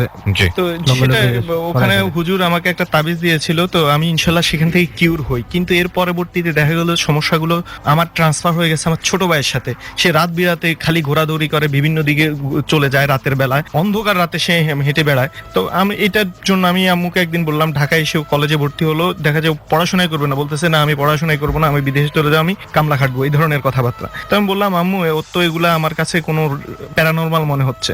কয়েকজন হুজুর কাছে গেলো, সবাই সেম কথা বললো, ওর সাথে কিছু একটা আছে যেটা কিনা ওকে সবসময় ডাইভার্ট করে, ও নিজেই নিজেকে মেরে ফেলবে বা সুইসাইড করবে, এরকম একটা কথা বললো। তো আমি বললাম টাকা পয়সা গেল, আম্মু এর কাছে যাও, যদি আমি নিজে অনেক কষ্ট করে টাকা দিয়ে এটা করালাম, ইনশাল্লাহ দেখা গেল যে সেই প্রবলেম থেকে ও বের হয়ে আসছে। অল্প কয়েকদিনের ব্যবধানে সে মোটামুটি ভালো রেজাল্ট করেছে। সে ভালো একটা ইউনিভার্সিটিতে মোটামুটি ভালো সাবজেক্টে সে পড়তেছে। কিন্তু তারপরেও দেখা গেছে যে আমার সাথে বিভিন্ন ঝামেলা করতেছে। আমি একটা অ্যাজাম্পশন করতে পারি, ছোটবেলায় কার সাথে যদি কিছু হয়, আমি বুঝতেছি আমার সাথে কোনো কিছু প্যারানর্মাল ঘটতেছে। তো লাস্ট কিছুদিন আগে আমি চিটংয়ে একটা অনেক রিনাউন্ড তান্ত্রিকের কাছে গিয়েছিলাম। উনি আমাকে বললো যে তুমি না, শুধু তোমার পুরো ফ্যামিলিকে করা হয়েছে ব্ল্যাক ম্যাজিক, এবং তোমাকে এমন ভাবে করা হয়েছে, উনি জাস্ট বেশি ভয় দেখে না, বলতেছে যে হায়াত মউত আল্লাহর হাতে, তবে এই ধরনের খুবই ভয়াবহ। হাতটা দেখি আমি, আমার কাছে আসেন। আনিজি লাগতেছে, খুব আনিজি লাগতেছে, এখন কাঁপতেছে রীতির মতো। আপনার উপরে কোনো ধরনের কুফরি কালাম করা হয়নি, 100% শিওর থাকে। নেক্সট আমি একটা ইয়াতে গিয়েছিলাম, মানে এই মুহূর্তে আপনার উপর কোনো এফেক্ট নাই আর কি। আমি হ্যাঁ সেটাই আপনাকে ক্লিয়ার করে দিচ্ছি। আমি অন্য একটা জায়গায় গিয়েছি পাবনাতে, খুব এক্সপার্ট বা ভালো আমার অনেক জায়গা অলরেডি ঘুরে ফেলছেন বাংলাদেশ পুরোটা। আমি অস্থির মানসিকভাবে সুইসাইডের ধরন আছে মানুষ, আমার মনে চায় যে আমার মাথাটাকে এমন ভাবে মেরে দিয়ে আমার চোখের সামনে দেখবো আমার মগজগুলো ছিটে গেছে। আমার সবসময় এই জিনিসটা মনে হতো আমার কাছে। তো যা ওনার কাছে গেলাম, উনি বললো যে হ্যাঁ তোমার এই সমস্যা ছিল। তো উনি মোটামুটি ইনশাল্লাহ আমার যেটা মনে হয়েছে যে উনি আমাকে কিউর করতে পারছে এটা মনে হচ্ছে। অনেকগুলো স্বপ্ন আজকে অনেক বলা হয়ে গেছে, কিন্তু এই জন্য বলতে চাচ্ছি না। আমি যা দেখি তা হয়তো সিম্বলিক অথবা ভেরি রিসেন্টলি তাই ঘটে। আমি রাতের সকালে ঘুম থেকে লাফায় উঠলাম, দেখলাম যে আমি পরীক্ষা খারাপ করেছি, কিন্তু আমি কোনোভাবে মনকে বোঝাতে পারতেছি না যে এই পরীক্ষাটা আমার খারাপ হয়েছে। ওই দিনই বিকালে আনএক্সপেক্টেড রেজাল্টটা দিলে এবং আমি সবচেয়ে খারাপ করে বসে আছি। নাম্বার বলেন, যে কোনো নাম্বার। 57 মানে 14। 2014 সালে কোথাও পরীক্ষা দিয়েছিলেন বড় কোনো জায়গায়? 12 তো 7-5 12 হলো, এটা 14 প্যারানরমাল ভাবে 14। Okay fine. হ্যাঁ 14 সালে আমার ফাইনাল পরীক্ষা হয়েছিল, যেটা রেজাল্ট খারাপ আসছিল। হ্যাঁ আমার ভয়াবহ রেজাল্ট খারাপ আসছিল। হ্যাঁ এখানে একটা বিষয় আমি বলি আপনাকে। জি, যখন আমি কাউকে রিড করি, চেষ্টা করি আসলে ভাই কিবরিয়া ভাই, একটা বিষয় আপনারা সবাই মনে রাখবেন, যখন আমি বলি যে করি বা হবে, এগুলা কোনোভাবেই হবে বা করি মনে করে নিয়েন না। আমার কথার ভুলে হতে পারে। আমি সবসময় বলি চেষ্টা করব বা হতে পারে, বিষয়টা এরকম। মাঝে মাঝে আমার কথার ভুলে চলে আসে কথাগুলা। পৃথিবীতে কিছু কিছু মানুষ আছে, আমরা জানি বিজ্ঞান বলে যে একই রকম মানুষ 7 প্রকারের হয়। মানে আমার চেহারায় আরো 6 জন রেজা ভাই পৃথিবীতে আছে একই চেহারা। আমি যখন কাউকে রিড করতে চেষ্টা করি বা করার ট্রাই করি, তো দেখা যায় সবাই বলে, মানে এই পর্যন্ত এটা যারা আসছে সবাই বলছে যে হ্যাঁ ভাই হ্যাঁ হয়েছে, সেই। আপনি এত গভীরে কেমনে জানলেন? যেমন আপনার বাবার নাম মনির আহমেদ, আমি কেমনে জানলাম? বন্ধুর কথা জানলাম কিভাবে? বা আমি আপনার যে নাম্বার বলতে বলছেন 57 বলছেন, হ্যাঁ ওইটা আমার হিসাবে 14 হয়। ওই সময় পরীক্ষা অনেক কিছু বলি আমি। তো মানুষ বলে মিলে। কিছু কিছু মানুষ থাকে যারা একদম ভিন্ন, এরা আমার জন্য খুব ক্রিটিক্যাল। আমি কিন্তু সব জানতাম না, আমি একজন মূর্খ মানুষ, সবসময় বলি। আমি এই প্যারানরমাল লাইফে আমি একজন ছাত্র মাত্র। তো এরা এত ক্রিটিক্যাল আমার কোনোভাবে তাকে রিড করতে পারি না। আমি আমার হিট হয়ে যায়, মাথা গরম হয়ে যায়, কান গরম হয়ে যায়, আমি কোনোভাবে তাকে পড়তে পারতেছি না। মানে আমি পারতাছি না, এতটা কঠিন আমার জন্য। এদের মধ্যে আপনি একজন। সেটা আপনার যে অনেকগুলো সংখ্যা লিখতে বলেছেন, আমার সবসময় এক্সেপশনটার মধ্যে আপনি ওদের মধ্যে একজন। ইভেন আপনার সাথে কারো সহজে বনিবানা হবে না, আপনার বন্ধু প্রচুর হবে, হ্যাঁ, কিন্তু আপনার চোখের সামনে বন্ধুর উন্নতি করবে, আপনি পারবেন না। এর কারণ হচ্ছে আপনার ট্র্যাকটা রং। আপনি যে ট্র্যাকে যাচ্ছেন বা যা ভাবেন এটা রং। আমাদের মানুষ ভিন্ন হয় না, মানুষের ব্রেনটা ভিন্ন হয়। আপনার যে ব্রেনটা, এটা গড গিফট, এটা খুব পাওয়ারফুল একটা ব্রেন। আপনি যদি, আমি আপনাকে রিড করতে পারতেছি না, এবং অনেক পয়সাওয়ালা মানুষ আছে, মানে কোটি কোটি টাকার মালিক, আমি আমার জন্য খুব ইজিলি রিড করতে পারি আমি। তো আপনি যেহেতু ভিন্ন, আপনার ব্রেনটা যদি ট্র্যাকে নিয়ে আসতে পারেন, আপনি পৃথিবীতে অনেক নাম কামাবেন। অনেক নাম বাংলাদেশের কেন, আপনি অনেক বড় নাম কামাবেন। আমি দেখতেছি আপনার মধ্যে নেতা হওয়ার একটা বিশেষ লক্ষণ আছে। মানে নেতা মানে কিন্তু এই না, কোনো পার্টির নেতা না। নেতা মানে গুড ক্যারিয়ার, একজন লিডিং পারসন হতে চাই। নেতা মানে লিডিং পারসন। নেতা মানে এই না যে আমি অমুক পার্টি করে সেই নেতা না। নেতা মানে কিন্তু লিডার। আপনার মধ্যে লিডারের একটা সম্ভাবনা আমি দেখতে পাচ্ছি। তো আপনার ট্র্যাকটা যাতে রাইট ট্র্যাকে আসে, সেজন্য আমি একটা আপনাকে জিনিস দিব, চেষ্টা করব যাতে সবকিছু হচ্ছে দোয়া করা, আল্লাহর কাছে দোয়া করব। প্রিয় শ্রোতা, রাত অনেক গভীর হয়েছে। আজকে ডরের ট্যারট কার্ডে আমরা বেসিক্যালি যারা লিসনার ছিলেন এখানে এসে অনেকেই এখনো পর্যন্ত অপেক্ষা করছেন, আমরা সবারটা নিতে পারলাম না। So we are ending, and of course আপনাদেরকে ইনভাইট করবো আগামীকাল রাতের বেলা ফেসবুকে চলে আসার জন্য। রেজা ভাইকে আপনারা সরাসরি পাবেন ফেসবুক লাইভে 11:50 ডট ট্যারট পেজে। আমি আরো একবার মেনশন করছি www.facebook.com/DAARTAROT। স্পেলিংটা আরেকবার বলছি, DAARTAROT, that is dot tarot.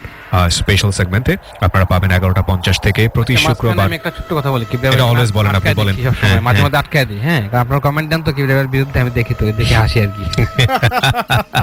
আমি আপনাদেরকে একটা রিকোয়েস্ট করব, আপনারা আমাকে ইনবক্স করবেন তারাই, বা কমেন্ট করবেন তারাই যাদের আসলে প্যারানরমাল প্রবলেম আছে, যেগুলো আসলে আদৌ ভৌতিক বা ভৌতিক অথবা অশরীরী। আপনারা ভাবতেছেন যে আপনার উপরে কোনো ব্ল্যাক ম্যাজিক আছে অথবা কোনো জিনের আসর আছে, এই ধরনের প্রবলেমগুলো আমি আপনাদেরকে ইনভাইট করব, রেডিওতে আসেন, আমি নিজে নিয়ে আসবো আপনাদেরকে রেডিওতে, আমি নিজে ইনভাইট করবো ইনবক্সের মাধ্যমে। তো তাদেরকে আমরা অগ্রাধিকার দিই, বুঝলে ভাই, কি বলেন? জি শিওর। তো শেষ করে আজকে প্রিয় শ্রোতা, এই পেজটিতে আপনারা চলে এসে আসবেন, লাইক দিয়ে দেবেন, এবং লাইক দেওয়ার সঙ্গে সঙ্গে আপনারা এই পেজটির মেম্বার হয়ে যাবেন। আপনারা কালকে 11:50 রেজা ভাইকে পাবেন এবং প্রতি শুক্রবারই পাচ্ছেন। আজকের মতো শুভরাত্রি, সবাই অনেক ভালো থাকুন, সবার সব সমস্যার সমাধান হোক, সবাই আমাদের জন্য দোয়া করবেন। আজকের মতো শুভরাত্রি। ডর মানে ভয়।